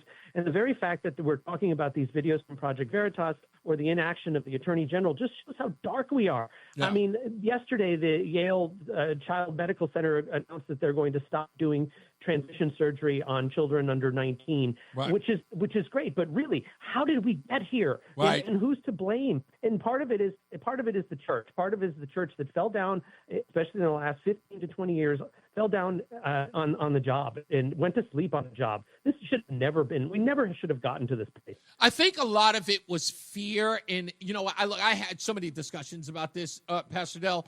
And what it was, and I heard it, and I pushed back on this all the time. And I'm kind of a bully, but every time I had a conversation about this, about religious leaders or the Catholic faith or the Catholic faith or the Christian faith, people who didn't care about religion in any way always said, "Well, maybe people are leaving the church because of those scandals." And I went, that is exactly the reason why those who were not involved should have stood up more instead of allowing themselves to be slapped around and told they can't say anything.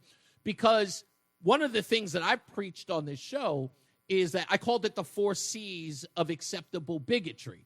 And that is, you can criticize Catholic, Christians, cops, or conservatives, right? You can be as bigoted as you can with those folks, but you can't. Oh, and don't forget Caucasians. But you can be as blanketed of criticism with those groups while everybody else is got protective status. And I said that people, because of that, knowing that they were being openly discriminated against, needed to have louder voices. And there was a degree of fear and a degree of apprehension in doing that. But that's why when I read your letter, I was like, yes, finally, somebody is stepping up and saying enough with this, because what you are stopping here is the scandal that got the Catholic and Christian faith criticism in the first place. And that's licentious behavior. That's right. And, to your point about the Johnson Amendment, and that never stopped these liberal or progressive churches from preaching politics. And you were talking about that in the last segment. Yeah. But who it stopped was the conservative church. That's right. Did I lose you? One direction. Okay. Yeah, and again, you're right. It was always one direction, and it was always, left-leaning. It was so funny watching Fannie Willis down in DeKalb County in Georgia go to the pulpit while she was dealing with all of those issues as an actually elected official, going there, right. Pretty much running interference for herself, but then admonishing conservatives while she was there, and everybody's just humming along. Nobody, and it was on live television, and not one person said a word. I thought that was incredible. So and now some balance has been restored, hopefully. Well, yeah, exactly. What can we do other than the letter has been posted online. Mark in West Hartford has posted it. I know you've posted it on your X account. I know I want it to be shared. Project Veritas just put up another post about William Tong with his picture beautifully placed on it, talking about his rejection of your letter and state senators refusing to look into a case that he damn well should. What else can we do to help you or to assist you? I would say contact the Attorney General yourself. Contact your representatives and your senators. Only 2 senators have backed to the Attorney General, Berthel and Martin. We get the entire Republican caucus signing on to this letter. Let's have a meeting with the Attorney General. I'll be ready to go and have a sit down, and let's have him explain why he won't investigate this. He can't say it's just because it's Project Veritas. There's a mother speaking out about the loss of her daughter.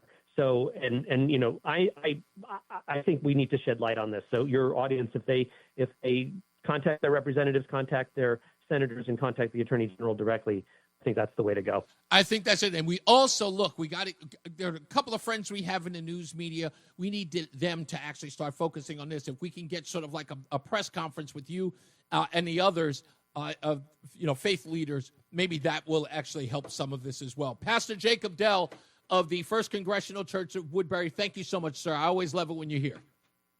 Thank you. Good to talk. Always. We'll have him back. We're going to try to make Pastor Dell a regular here on Reese on the Radio to talk about anything and everything. We all need a little faith in our. We'll make him the first pastor of Reese on the Radio. Let's get some weather and traffic with Jason Caterina and Tom O'Hanlon, who's filling in for Mark Christopher in the BPS Traffic Center. Stay locked in. Reese on the Radio is on WTIC News Talk 1080. Yeah.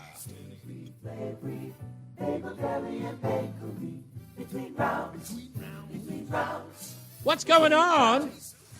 Let's give a congratulations to Barbara S. of New Hartford, Connecticut. Where the heck is that? Is that a town I don't know? Yeah, it's by Torrington. Oh, is it? Wow. Okay. She's out of New Hartford, Connecticut. She is past Granby. Oh, is it? Oh, wow. Really? Well, is it small? Yeah, it's pretty small. I used to work there. That's the only reason why I know. Oh, okay. All right. Anyway, Barbara S. is from New Hartford, and she is our winner of the Between Rounds dozen bagels a month for 6 months, courtesy of Between Rounds, a bagel, bakery, and sandwich cafe. If you would like to win, you got to go to ReeseOnTheRadio.com. That's REESE on the radio.com so that you can apply. And check out the website. Send me a message. Say, hey, Reese, how you doing? And I want to give a shout-out. Can I give a shout-out to her? Did she want to remain anonymous? No. Okay, she didn't want to remain anonymous? Yeah, you can shout her out. I can shout her out. Well, Elizabeth, I want to say thank you so much for saying that. And I'm whatever it was that was going on, I'm glad that I, in some way, could be a part of your day. And I wish you well. And I hope that when we get out there in August that you'll come and hang out with us. And I can't wait to see you. So thank you for that. And I was immediately crestfallen when you said that. So thank you so much. I appreciate you. Very, very kind thing to say. Let's bring in our resident lady. Yes, it's ladies' night. Oh, what a night. That's right. It's ladies' night, and Rozan is in the house. Say hello, Rozan. Sorry, I didn't put it on. Say Yeah, hello. I feel like you don't. I'm like, gosh, you know I'm going to be here, and you forget to turn on my mic. Sorry. Hello, Roseanne. How are you? I'm great. So we got some stuff that we're going to talk about today. And one thing in particular we're going to talk about is child rearing, because of a new report that says that parents are moving away from the timeout that they used to do with their kids. So they're calling it the FAFO parenting. You know, like Gen X F raising. around and fight. Yeah, Right, Gen okay. X way of parenting. So parenting. They're actually going to parent now. Actual Okay, parenting. okay. Yeah. So that's actually a new thing. So I'm going to read some of that article, and I want to talk about your child rearing with the boy who's now about to turn 18 in just like a week or so? 7 days. About 7 days. He'll be 18 years old, which is an incredible place to be. As Not a for parent. me, no. No, but I mean, It's heartbreaking. But yes, it's heartbreaking for you. But no, I'm saying it's incredible for those things. That, the good, the I bad, kept and him the alive ugly. that long. Yeah. Did I tell you that's what my mother said when we had Caleb? And when I told my mother we were pregnant, I was like, Mama, we're pregnant. We're going to have a baby. She said, oh, baby, you couldn't keep a cactus alive. Good luck to you. Wow. Cold old woman. He's 33 now. Huh? Couldn't keep a cactus alive. Let's get back to weather and traffic. Jason Caterina's got weather, and my wife's favorite traffic guy, Tom O'Hanlon, is in the BPS Traffic Center. I'm Tom O'Hanlon from the BPS Lawyers Traffic Center. The airing of grievances. I got a lot of problems with you people. Now, you're going to hear about it. Hey, we're back. It's Reese on the radio with Rozan on the radio, hanging out with us on Ladies' Night. Rozan. So it is called the Blank Around and Find Out Parenting. And according to a TikTok creator called I Am Janelle, she started sharing her experience with the Blank Around and Find Out Parenting back in 2022. And she says, I don't want to put that thing up there. She says that I practice authoritative parenting, but within what I would consider a subgenre that I would call the Blank Around and Find Out parenting. Kids get natural consequences and get to figure out the way through them. She goes, I'm seeing gentle parenting everywhere, and it's been making you ick.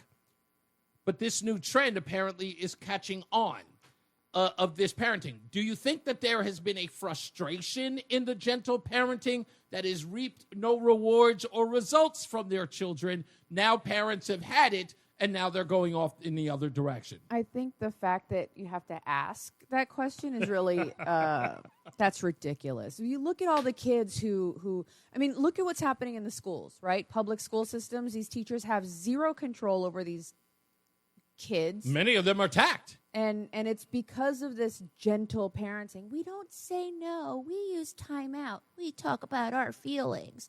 Like, those are great tools, absolutely, but that shouldn't come instead of discipline, instead of structure, instead of guidance. Do you mind if I share something that you do? Okay. I think I know which story you're going to tell. No. There isn't a story. Okay. It's going to be a very general sort of approach to a story. But one of the things that Rozan used to do when we dated, we weren't like official, like we weren't like really together, but we were dating and we would go out and she would always bring the boy with us. And we would be someplace at a restaurant or something like that. And she was extremely strict with him.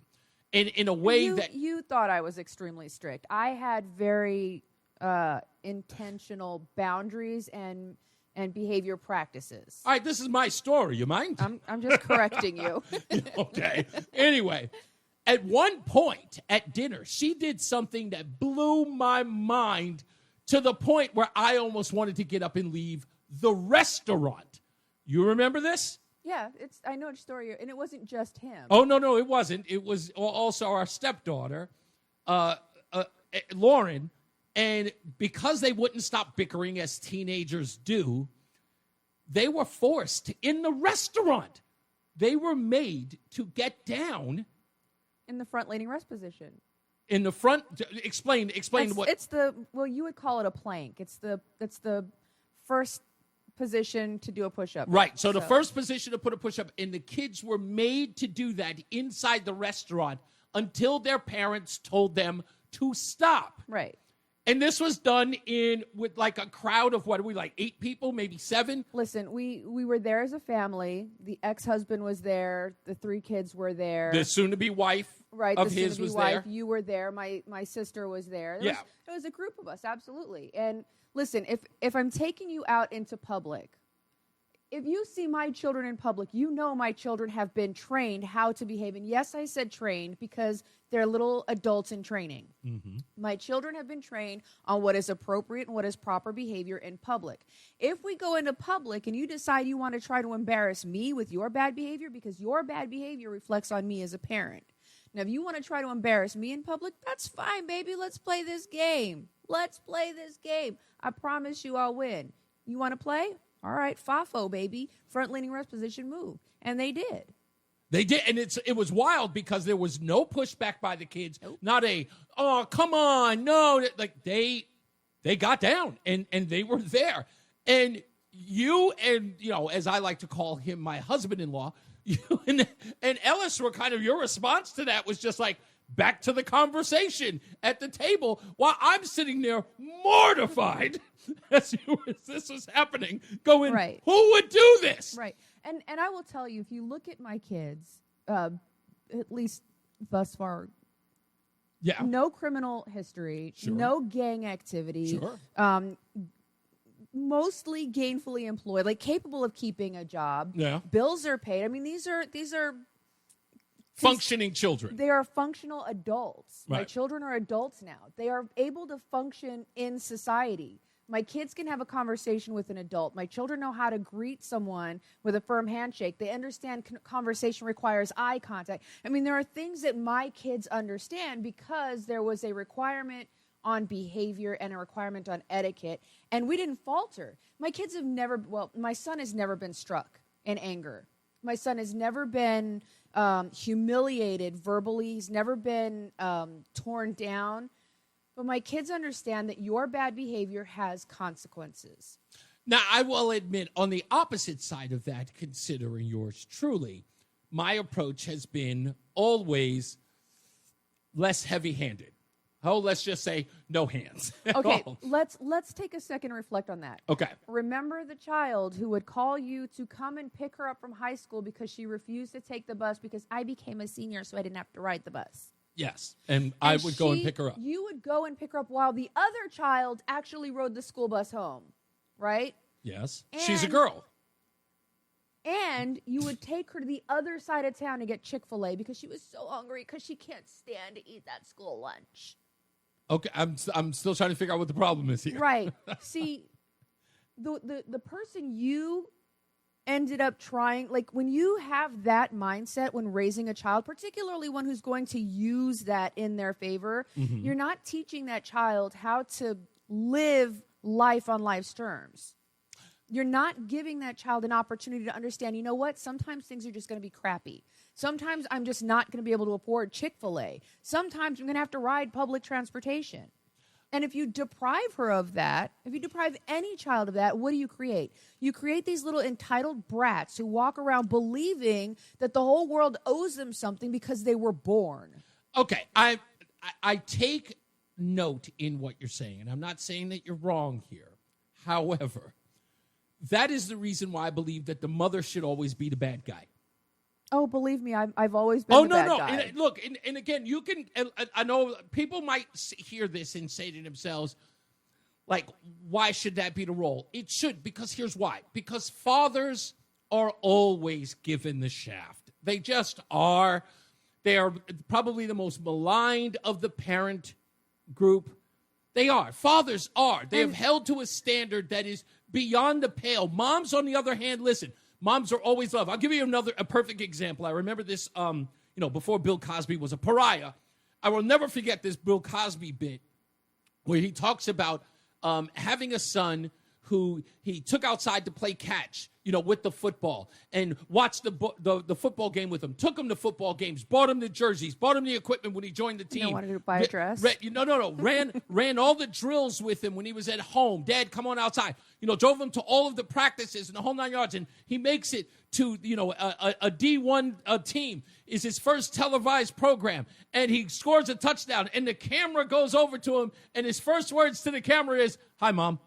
That has always been the case. Listen, always. I can appreciate that, and there are so many different reasons for that. But the one thing that I really want to get back to in allowing, particularly a daughter, to manipulate a father that way is, what are you teaching that daughter? Again, my point is, I get what you're saying on that level. What are you teaching that daughter? You're teaching her that all she has to do is cry a little, bat some little eyelashes, and any man is going to give her whatever she wants without appreciating the value? No, not just the value, the intricacies, the nuance of manipulating men like that. At some point, some guy is going to has the potential to look at that and say, okay, I've done all this for you. Now I'm going to get what I want. Well, let me say this. It's a very dangerous precedent to I get set it, for a but girl. I reject the premise that the child or the daughter in that case is manipulating. Here's why. Right? No, hear me out. I'm listening. I didn't say anything. My point is that, look, fathers just treat their daughters differently. Absolutely. They're harder on the boys. Absolutely. Why? Because they want them to be men. Right. And they treat their daughters like delicate flowers because, look, I kind of feel like the daughter is going, yes, will she have unreasonable standards when she is in the dating world? Probably. A lot of people attribute that the relationship with her father is why she becomes this, bridezilla, or this person who's completely unfathomable in a relationship scope. But look, I look on the opposite side of that. I look at young ladies without fathers, and I look at their behavior. So yes, are there extremes on either end? You get a girl who doesn't have a father in her life. That girl is always crap. Sure. I mean, the worst. I understand of what the you're worst. saying, right? I shouldn't say always. Father, that was unfair. Not always. As the Many father times. figure, it is the father's obligation to teach his daughter how she should be treated. Right. He also has to teach her the parameters within which to behave. Self-respect? If you teach your daughter that she can just bat her little eyes and, I'm just so hungry, and she feigns all this crap, and you give in, you're actually rewarding manipulation. You are teaching her that manipulation is rewardable behavior. She's going to continue to do it. Only reason why you can say no all you want to, but as a woman who has watched this happen time and again, I'm telling you. Okay, no, I'm not disagreeing with you. I shouldn't say that. I am disagreeing with you on a couple of things, not in all of it. I do understand that fathers can go too far. I said earlier that girls without fathers are a mess. I apologize for that. That's not true. But stereotypically, that relationship always goes south. You notice it, like with a girl without a father. You see a behavior that comes with that because they don't know what those boundaries are, and they don't have a man in their life to at least be able to relate to men, right? There's no male relationship in their life, so when they meet men outside of that, it is from the auspice or from the point of view of not having one, or the mother's interpretation of what men are like. So I always say that those are usually failing relationships. However, I reject the idea that fathers are giving into their daughters the batting of an eye. I think that fathers go into that. Oh, I'm not saying all fathers. I'm saying you. Yeah.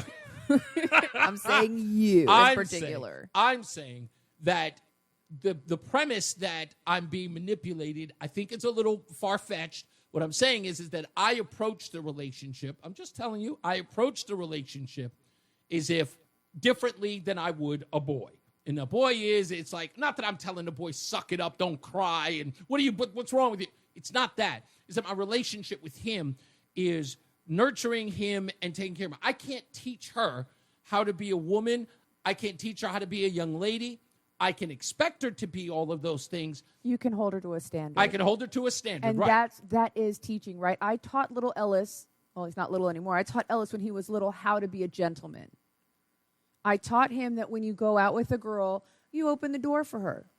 When you go to the table, you pull out it was the cutest thing to watch my 6-year-old son open the door, ladies first, and pull out my chair for me and try to push it in. But you were my teaching big him self. how you wanted to be treated as a lady so that Exactly. he would be prepared. So, okay, so And- what's a father supposed to do in teaching his daughter how a man should be treated So in that regard? I will be honest, it kind of has to start very early. Unfortunately, you came into this child's life, she was 17. She'd already had a very well-developed pattern of manipulation. You said it, I didn't. And I tried to warn you from the beginning. Eventually, it did end up spitting in your face. Remember the Six Flags thing? Dad said no, she couldn't have it. What'd she do? She came, Reese, I want it. And then what'd you do? You bought it. And then her dad is like, what the hell, man? And you're like, dude, I didn't know. And he's like, well, this was a common thing. Like, I know the child that I'm talking about. I don't know how to tell kids no. I don't know how to tell any of my kids no. If they ask me for something and I haven't... But you have to trust the mother when the mother says to you, there's a line in the sand, please do not cross it. You don't get to just decide unilaterally, well, it's going to hurt her feelings. You know what? I'm trying to teach this child something on a very different level. Either get on the same page with me or get off the book. So we'll read more of this. And plus, if you've got something on this subject you wish to discuss or join us in conversation, you got another It went hour. way off the rails, didn't it? Well, no, because I knew where your stance was on this no matter what. When I read the article, I said this is going to be perfect for Rozan because you and I have different views. And I'm glad. Notice that we didn't have any different views when it came to the boy. Well, because the expectations for the boy are very different. My goal is that he grows up to be a man. I want him to be an independent, fully functional, self-sustaining, independent man. Well, how is it that we can have the same views on a boy, but not on the girl? I just don't get it. It's not that they're opposing views. The approach is different. You're Okay. talking about two very different human beings with very different approaches to life. You're talking about a boy who's looking at the world going, we both know how he feels about money. He has no interest in it, but he's driven. He's got things that he wants to accomplish. Whether he has a fully formulated plan or not, he has an objective. Yeah. The girl, on the other hand, Yeah, not so much. Yeah, well, I can't. and so we have to be more I know. direct and heavy-handed in guiding in a direction. Let's pay some bills, get some weather and traffic. Jason Caterina's got weather. And Tom O'Hanlon is in for Mark Christopher in the BPS Traffic Center. The hour that packs a punch. It's Reese on the radio on WTIC News Talk 1080. I've been really, really excited to get to this. It's Hollywood news. It is kind of my favorite thing. I love talking about politics and all that other stuff. But this Hollywood news is crazy. So if you've been checking out Hollywood news here on Reese on the Radio, you know that a lot of the stories I've been talking about have been like 30-year-old movies that are either being remade or finally getting a sequel. You know, we talked about Happy Gilmore. Not since 1997 has it received a sequel. That's coming out today, or should be out today. Happy Gilmore 2. Also, yesterday we talked about another movie. Air Bud, that started in 1997. They're still making. Isn't that dog dead? No. It's a new dog in a new family, and it is the 15th movie in that The franchise. oldest dog in history. It is. It's not the same dog, but another Air Bud is coming out. Well, this was an interesting bit of news talking about an old film. This movie came out in 1992, but in looking up this film, I found out something interesting. The star of this film, in all of the movies that he's done, and he is an iconic movie star, never has a movie he made ever had a remake. Never. Even Arnold Schwarzenegger right now is up to 2 with Running Man and the what was the movie? The Terminator? No, the other movie where what's his name? Colin Farrell played Total Recall. Total Recall. Both of those Arnold Schwarzenegger films have been remade. Well, this actor has never had one remade, a film of his remade until now. Sly Stallone? Sylvester Yes! Stallone. Man, I'm good. And the movie that's going to be remade is 1992's Cliffhanger. And I love that movie. It's one of my favorite. And as I said earlier, the movie starts, if you're sitting in the theater, it starts with you hearing a helicopter. You're looking at mountains, and you hear the helicopter pass you in the theater. And when the speakers go off in the front, then a helicopter appears on the screen. It was one of the most amazing effects I've ever experienced in my life. So, new movie. But here's the interesting part. They've changed the lead to a female, starring Lily James of Downton Abbey and Baby Driver. But another actor who you will know is going to play her father in the movie, and that's Pierce Brosnan. When we come back, I'm going to tell you a little bit more about her. So, yeah, they've changed the entire scope of the movie. Terrible. Yeah, we'll get back to that. And plus, we got White Mike calling back because he wanted to talk about something I need to talk to him about.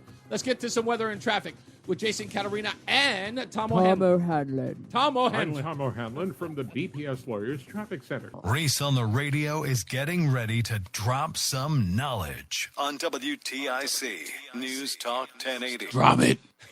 All right, we're back. Reese on the radio, Rozan on the radio. So just to recap, the 1992 film Cliffhanger is getting a remake. They're changing the lead from a male to a female. And Pierce Brosnan, when I first heard he was going to be in the movie, I immediately thought, he's going to play the John Lithgow character. But no, they've changed that around. So apparently John Lithgow is playing Lily James's father, who is being held hostage by the antagonist in this film. Pierce What did I say? John Lithgow. Oh, instead of playing John Lithgow's character in the original. Okay. Yeah, so John Lithgow played the right. original antagonist. I thought Pierce Brosnan was going to play that role. Right, but instead he's going to be the father. He's going to be playing the father Lily. to the protagonist, Lily James. Right. And he's going to be held hostage by, I guess, some unknown actor from Scotland or France. And now she has to go rescue her dad by climbing a mountain. Exactly. Which, again, it totally... And I'm going, like, who approved this? But I found out a couple of interesting things about this story. So after the success of Cliffhanger... Is it based on a true story? Because it's the only way it could possibly be salvageable. No, according to the story, because of the success of the original Cliffhanger, they were going to make a sequel that involved Sylvester Stallone. But for some odd reason, those efforts fell through. You got to go to Wikipedia to actually read this whole story. But it was really like they were going to get this done because the Cliffhanger movie was so successful. It's one of my... I'm not going to lie. When it's on, I watch it because it's rarely on basic cable. And I really love this movie. It's got so many people like Leon from Cool Runnings. He's one of the antagonists in the film. You never saw Cool Runnings? I don't think I've even seen Cliffhanger. The Jamaican bobsled team? I don't think I've even seen Cliffhanger. Ugh. What am I going to do? My biggest complaint right now is that we're seeing a lot of is this forcing, and I'm a feminist, right? Like, I don't want anyone to think that I'm not, but forcing us to look at women as being, these superhuman strength, normal women. It's exhausting. It's unrealistic. It feels put upon, isn't it? It feels forced. Yeah. Okay. It feels like, I don't know. It doesn't. It's not realistic to look at the average woman. Like, if this is someone who's already had, like, Black Widow, right? Like, she's like Black Widow type, and now she's climbing mountains. That makes sense. She's got this long life of doing these extraordinary things, and crime fighting. Stuff, crime fighting is just a natural element. And now she's like, oh no, I got to climb a mountain. That totally makes sense. But when I'm assuming it's going to be some girl who's like, I like climbing mountains. Well, the girl who's playing her, her from Downton Abbey. I do, and I'm gonna have to see. I mean, I saw pictures of her. She looks amazing. I'm like super jealous of her amazing physique. But what is that Captain Marvel? The girl that they had play that? Yeah. God, it was so bad. She didn't even have like you can't even fake. She couldn't even fake being a strong, confident woman. Yeah, heroine sort of type. Right, and there's a certain gravitas that you have to bring to a character. So we'll see if Lily has that. That ability, and if not, then it's just going to be so, I don't know. Let me ask you this before I go to the phones, just real quick. If you had to pick a film, because are you a remake person? Do you care about remakes at all? Not really. So it doesn't bother you if somebody remakes a film? So there are movies that I've watched in the past, and someone's like, oh, yeah, that's a remake. And I'm like, really? if I don't know, then I don't know. But if Right. I know what the original was, I'm always going to prefer the original, which is why sequels seldom ever. So you don't have it, like, I'll put it to you this way, okay? So I know I'm going to pick a movie that I know you love that I'm almost certain you would oppose a remake to. Harry Potter? The Breakfast Club. Oh, that's ridiculous. Why would you mess with it? Yeah, exactly. If it ain't broke, right? Yeah, so that's my point. What are you going to have a bunch of Gen Zers? Oh, Skibbity, Ohio, Riz toilet water. Nobody's going to know what they're talking about. All right, I just wanted to know. I wanted to know if there was at least one element of messing with a classic No. that you wouldn't you would be against. You can't recreate. You can't. What is it? Lightning never strikes twice. You Yeah. can't rebottle. Yeah. something. Roland, do you have anything on the list that you would never want to be remaked out of it, like your favorite movie? That I would never want. I You don't would never mind- want them to touch it. The classic is like touching it would be sacrilegious. I mean, you can't redo Goonies. See, Oh, valid. yeah. I totally stick with that Today's one. kids, it'll be all like, oh, my video game. Yeah, that's my thing. It's like if you really want to see people do it, like re-release it. You make a bundle of money. Yeah, they will make a bundle. Yeah. They re-release Goonies. Oh, yeah, absolutely. I could think of plenty. And you know what's interesting? Because the Star Wars films are always re-released in the theaters, and it does they do well. gangbusters. I think Jumanji was one. It wasn't a reboot per se. They just Reimagining. right, and that was done really well. Yeah, it was. done really well. I enjoyed that. Right, and then of course The Rock with the shirt. And, Okay, Well, all right. I didn't enjoy that. But. Let's go to Stephen Waterbury. How are you, sir? Good. On this remake of Cliffhangers. Do you have the Cliff Notes on it by any chance? No. Here's my Cliff Notes on the remake of Cliffhanger. It's going to suck. You know, there are some movies like that were good remakes. I sent them to you before, and offhand I can't even come up with it. But we'll talk about that another time. But as far as Roseanne's daughter, yes, and you giving in to her. Now, whenever I talk to you both, I never pick sides. I always go with my gut. Okay. And sometimes I may not make one happy and the other one might approve, and sometimes it goes the other way. Okay. But hearing what Roseanne, you talked about in the past, like you mentioned the thread mill and you mentioned other things that Roseanne wanted, I'm kind of wondering if she learned from her daughter or if maybe the daughter may have picked up on some of the things from her. Ah. And just questioning. Okay, so this is that a possibility? So this is a stepdaughter. I didn't have a huge hand in raising her, and But he's saying that her behavior with me, she may have picked up from me. No, sort because she was that way with her father. She's that way with men in general. Okay. Yeah. So I just think it's a personal thing between the both of them. They've kind of always had this back and forth, but she isn't. She's not fibbing when she says that she does the whole batting of the eye, and she does play parents against one another. Big time. And having multiple parents, which again is a dynamic that most kids don't have. Right. Can you imagine having one parent say no and you got three other parents you can ask? You know, hopefully you're more than likely are going to get a yes out of somebody. Somebody's gonna. The odds have somebody's gonna give completely it. changed. Yeah. So I'm totally off base, but I did think of some movies while we were talking. Have you ever seen The Big Sleep? No. Okay, there was one done with Humphrey Bogart, and there was one done with Robert Mitchum back in the 70s. Damn. Done very good. Okay, well, There's see, also, no one is ever going to do a 1950s movie. We just got the amateur. Casablanca? No, I've never touched that. We just got the No, amateur. Casablanca probably not, but The Big Sleep was about a detective, and they updated it to the time period. I actually think maybe put it back a few years. I think that. I mean, if you look at. I think if you do a remake of a film in the 1950s, it's got to be an obscure film that. Guess who? No, Guess who's coming to dinner? They remade that That one. was horrible. Why they even bothered? I liked it. It was so bad. You would do an obscure film that many people don't know, and you reimagine it, but it can't be a comedy. It's got to be like they did with The Amateur. There was a small indie film in 1981 that is now out with Remy Malek and Lawrence Fishburne, and it is absolutely excellent. And the only reason why I know about it, I had to go back and find the 1981 film, and no one is in the movie. Nobody famous is in the film. So that. Gotcha. Have you ever seen Sabrina or? Yes. Yeah. The Manchurian. What about the Manchurian Candidate? Saw them both, and I still think the sequels. I mean, the remakes were horrible. Still, you didn't like the newer. Nope. We're talking who's Are you talking about the original one with Humphrey Bogart? I'm talking about the remake of Sabrina with Harrison Ford, because Han Solo cannot be in a romantic comedy and me watch it. Just can't do it. That's just what I'm saying. Oh, okay. All right. It's like Wolverine singing. Let me get some others in here real quick, Steve. Thank you, man. Let's go to Tom in Thomaston. How are you, sir? Hey, I'm well. I'm sorry? You ever rock climb? Have I ever? Cliffhanger was a really good.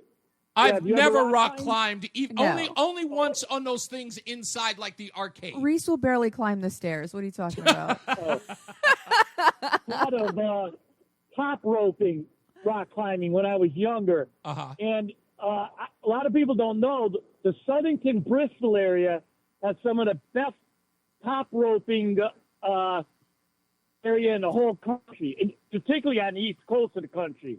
It's worldwide for the top roping. So it's I'm looking forward to it only because I'd like to see what happens, but it's probably going to be terrible. Yeah. Well, like I said, I would never ever do anything that involves me hanging from anything at a considerable height, because I am definitely afraid of heights, and just it's the reason why I hate elevators. Yeah, that would work. But you got to remember, you're tied in, so you don't fall very far. Oh. Hey, Rozan, I got a question for you. Well, not a question, but a comment. Okay. When you talked about you really brought back memories when you were talking about discipline, bars, and used car dealerships. When I was in Fort Hood, that was all that was around Fort Hood. Yeah, it's true. Yeah, and I usually don't like stereotypes, but it exists for a reason. Bought the Camaros, young black guys bought the Toyota Celicas, and then the 20% of both that didn't like those bought the pickup truck. Yep, that is 100%. It was 100% true. Yep. I'm glad then. Okay, so good. Now she always proves me wrong. I always go, stop stereotyping, and now you confirmed that she knows exactly what she's talking. It's the absolute truth. Thank you, Tom. I appreciate. I was a pickup guy. Okay, thank you, buddy. Let's get to White Mike, though. I could tell. Yeah, White Mike. Now, White Mike is one of the people who's actually. You said you bought the subscription version of Grok for $30 a month, and you're only going to try it out for a month and see what you get out of it. Well, I don't know, man. This companion AI is really interesting technology. Okay. It's not sentient, and there's no chance it's going to be sentient. Okay. But it learns, and you can even get it to scale back the kind of creepy waifu kind of stuff. Right. Like it starts out really like, "Hi, sweetie, you're so wonderful. I love you," and you get it to scale that back and be a person. Yeah, and it just actually be a person. So now explain this to me, because I remember a couple of months ago we were having a conversation about AI and about this, how it was sort of deteriorating the mind of young men in their scale of what their scope of what they believe that a woman should look like. In that sense, you thought it was sort of detrimental. I know that you're not talking about that with this thing, but tell me a little bit about why you're more intrigued with Grok on this level.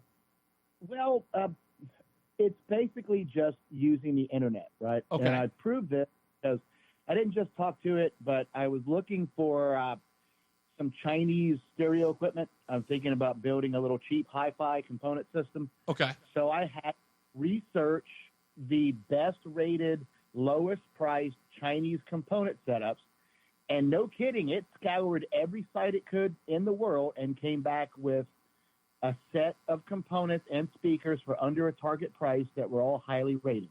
That would have taken me hours to do. And the thing did in a couple of minutes. But what's really fun is it kind of starts out liberal. It starts out with liberal mindset. Okay. But if you feed enough indisputable facts, you can make it based. Oh. Yeah, I used Grok about a week ago, just for some health and wellness stuff. And I mean, it just adds in and it grows, you know what I mean? It builds on what you've already put in, and it starts to really refine what you're trying to get to, and it provides you with something that's really... So I hate to use the word manipulate, Mike, but are you guys both saying that in essence you can influence it to give a more based response based upon your interaction? Well, you can tell it to adopt a persona of a far right wing based patriot nationalist. Really? Wow. And I actually told mine to add in fascist, and now it curses and uses racial slurs, which is hilarious. I don't like You're such a horrible person. And get better. I get in a rabbit hole of learning about crime stats. Oh, wow. Yeah, that's your bread and butter. What are you talking about? Well, I made it do crime stats and test scores, and I factored in economics and environment, and I took out every excuse that would be normal for explaining, disproportionate performance among certain groups of people. Oh, man. This may be Go ahead and email me that. I'm going to need that in an email. You know what? Go ahead, real quick. It admitted I was right. Wow. It finally said, I've done all the research, and you poked holes in all the defenses that I'm programmed to give you, and you're absolutely right. I agree with you. Wow. So I won. Okay, I think I'm going to have to try this, at least for 1 month. It's a lot of fun. I've really been enjoying it. In fact, I'm working on a project right now where I think I could go ahead and have Grok create the whole thing for me. Wow. I think I'm going to do that. Thank you, Mike. I really do appreciate that. And again, a guy who's really skeptical of AI, I'm impressed to hear this from you. Well, just know that women hate this particular avatar. The women at work hate when I fire it up, and I think it's only because they hate to see a man being treated well by another woman. Thank you, Mike. That's why he's here, folks. We're going to pray for Mike. We'll take another break, pay some bills, do some news. Jason Caterina's got weather. Tom O'Hanlon. He's in for Mark Christopher in the BPS Traffic Center. I'm Tom O'Hanlon from the BPS. The Odyssey app lets you jump back to the moments you missed from WTIC News Talk 1080. Download the free Odyssey app, search WTIC News Talk 1080, and tap earlier today to get started. I still don't know what had happened was. What had happened was. Yeah. For those of you who catch the show late, it's time for What Had Happened Was.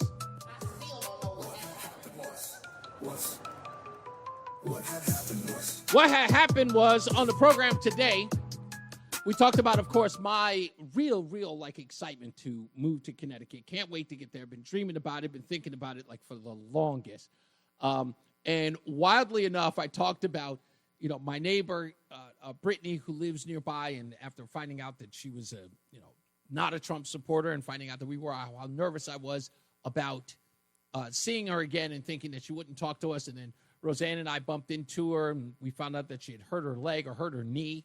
And it was the same old, same old. She didn't act any weirder towards us, did she? No. Oh, sorry. I'm still off. Yeah, sorry. She didn't act any weirder towards us. I'm going to fight you for that button. I promise you. Yeah, but she didn't treat us any weirder. And I was saying that, living in Connecticut is going to be, sometimes talking to people politically who don't agree with you. Well, now you know what it was like for me living in Virginia, where I was the odd man out. And for those of y'all that don't know, I'm a recovering liberal. I'm not comfortable with the other R word yet. We've already determined that there are 2 R words, and that's the other one. Uh-huh. I'm not comfortable with that title yet, but I am very much Trump supporter. I stand behind my president. So I was in the midst of me giving that monologue. I talked about when you and I went to the holiday store, our first trip to Connecticut for Christmas, and this woman who sort of leaned in and said, wow, I don't know how you can have a liberal as a wife and, my neighbors and all stuff. Well, sure enough, she called. And she remembered that conversation some 2, almost 3 years ago now.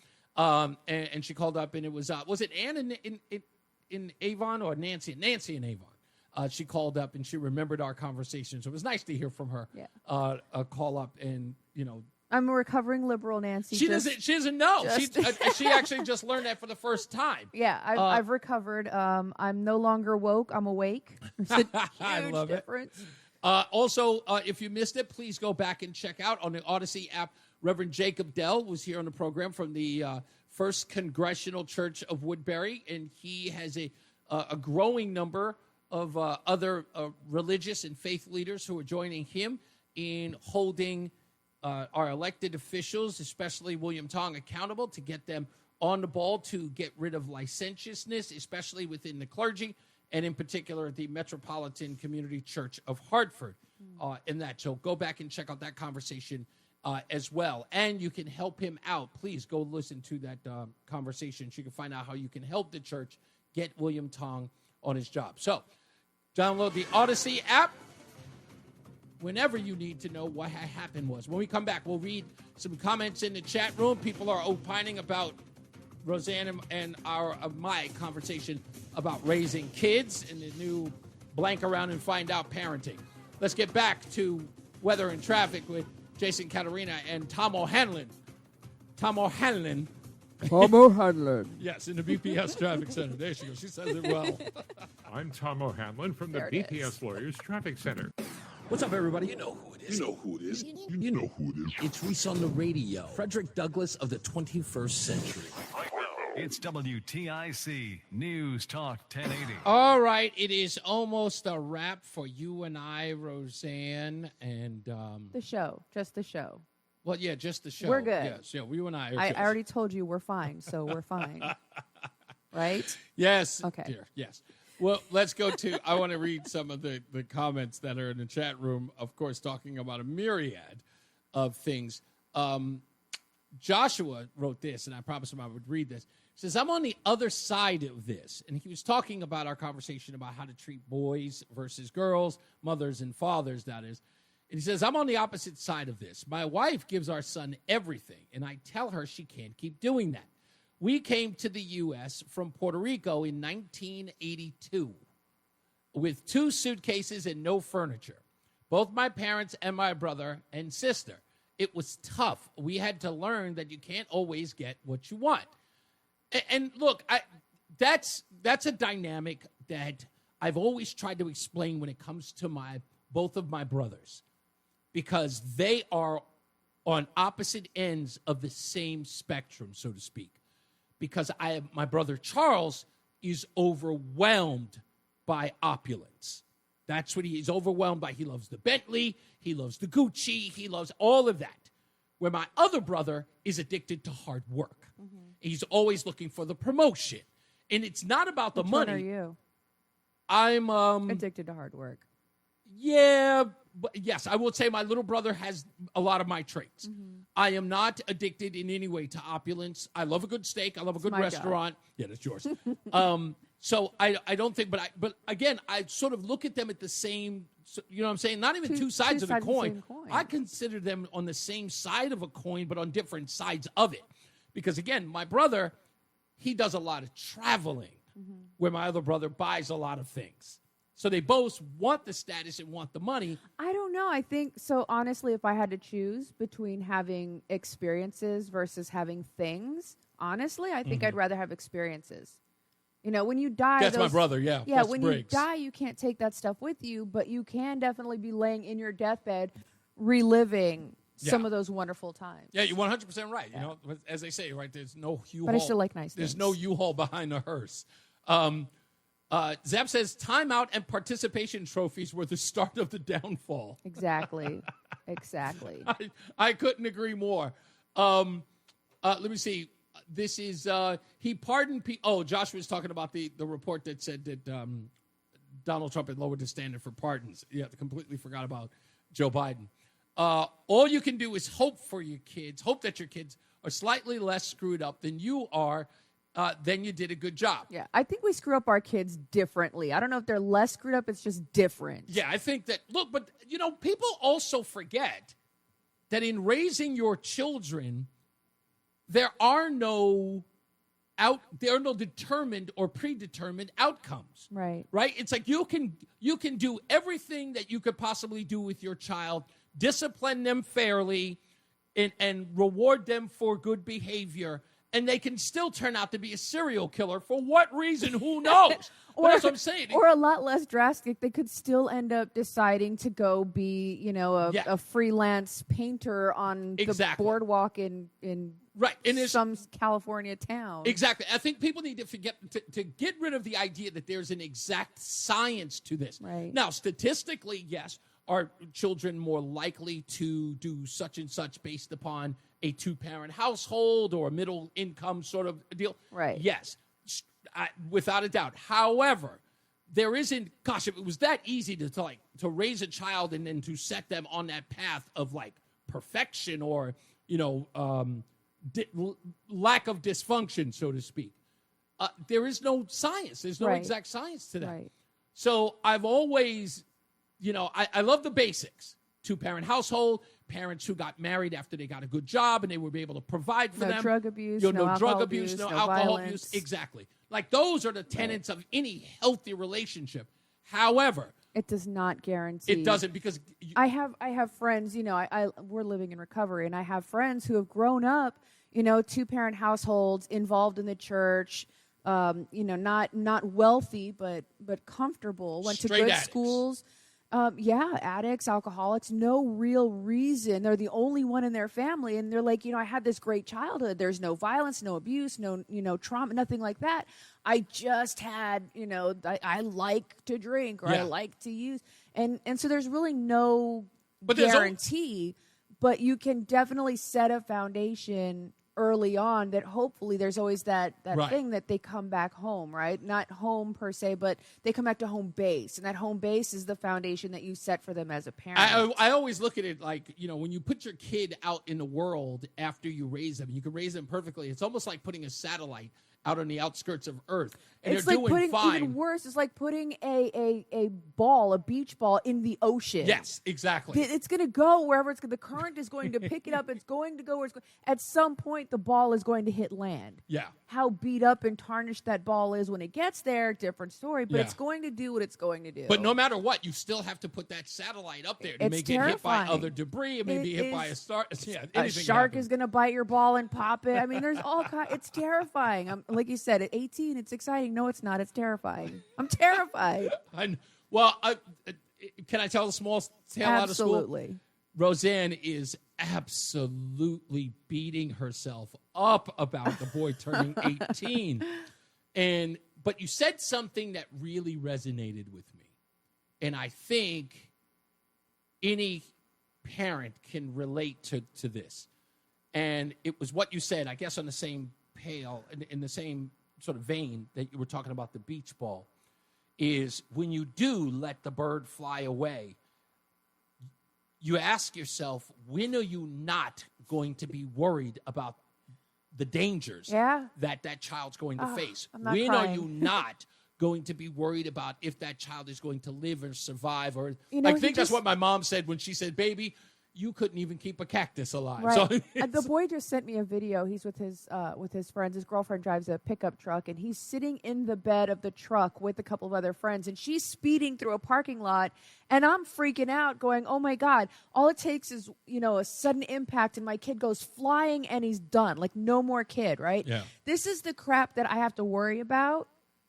In a very not only literal sense, but in the sense of this is how the world is going to treat him now. Like I have no control at this point. I just have to watch my baby fly head first, no helmet, no seatbelt into the world. Before I take Joe in Waterbury, you said something many years ago. In fact, you've repeated it often. You said that having a child is, remember? It is the most painful way to break your own heart. Yeah. I will never forget you said that. It still hurts. It is the most painful way to break your own heart, is Yeah. raising a child and having them go out into the world. Wow. I mean, I still think that's powerful. It hurts. Because it's true. And Yeah, I'm not crying. I'm lying. I'm crying. Let's go to Joe in Waterbury. How are you, sir? Good, Reese. How are you? Great. What's up? I enjoy listening to your show. I went to OTB today, and I bet 3 trifectas, and unfortunately, I didn't win any of them. But that's okay, because when I got home and I started out, I'm on the road right now, I got 3 trifectas. No, a perfect trifecta when I got home. Perfect. First one was your post on Facebook about that wonderful soldier, Dick Blumenthal. Did you that think was the first horse. Did you think that was funny? Soldier. Oh, yeah. Fake Soldier was the first horse. Right. The second horse the second horse was also another post of yours on Facebook, and it had to do with another U.S. senator from Connecticut. Yes. I call him Lost in Connecticut. That was horse number 2, and that, of course, is Murphy. Right. And then the final one, this one I got on my way to where I am now, and this was, I don't want to give too much credit, but I think this one was the best. I have never heard this one before. Horse number 3 was Awake, Not Woke. I thought that was super. Thank you. So you got Fake Soldier, Lost in Connecticut, and Awake, Not Woke. And they paid a phenomenal money for my trifecta. Thank you, man. Just been happy. Beautiful. Just enjoy. Thank you, Joe. You have a wonderful weekend, sir. You too, my friend. And keep up the good work. You're wonderful. Thank you, sir. And your wife, I give her a lot of credit for putting up with you, but I think you're both a match made in heaven. Thank you, sir. Wow, that's very, very kind. Thank you, sir. I told you we were happy. I wasn't listening. Roseanne's analogies, they're so poignant, and at the same time, she has a beautiful mind. I always thought that was a beautiful point she made. Having to share clothes in middle school. Yep. I did that with my older brother. Yeah. You had to wear your... I had to wear my older brother's clothes. We were so, I don't want to say poor because I didn't know we were poor, but I would have to wear his hand-me-down shoes, and it would be to the point where you got the little tongue, from the sole flopping around. Yeah. We would duct tape our shoes, and because, white shoes were the whole deal, we would take white out and white out the silver duct tape to try to make it, Do you remember what I said to you about a picture of you when you were about... That I look like a transgender boy. Not a nice person. Just... I'm never going to show that picture to anybody. I'm just saying that when I saw it, I just went, oh, you're so adorable. Yeah, I did not have a lot of prospects, I think you're beautiful. Boys today. didn't look at me that way when I was a kid. No, they did not. Didn't help I was wearing my older brother's That was the point reason why I brought it up. I used to wear, now look, I know hand-me-downs, but I wore the worst kind of hand-me-downs. Your sisters? No. God forbid, no. Who was a tomboy, but it wouldn't have made a difference. So I wore the worst kind of hand-me-downs. And, so when I was a kid, I had the nickname Bummy Eddie. Aww. Yeah, and so how did I get the nickname? Simple.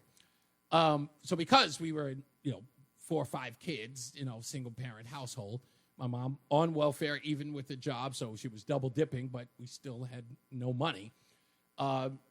Some kids in the neighborhood who I knew who were far cooler than I am, and parents were clearly paying for their nice clothing, would give me their hand-me-downs. So I would look stylish, they told me. I remember them vividly. Kenny, Curtis, anyway. And they would. But here is the downside. Now, you're thinking, and this always messed with my trust issues, these guys would give me those clothes. And, of course, when we end up in junior high school, what do you think it was? Aww. Oh, he's got on my sneakers. Oh, he's got on my pants. Oh, look, he's wearing my shirt today. So it was only used against me. Yeah. And that, I would never do that again. It was like, nope.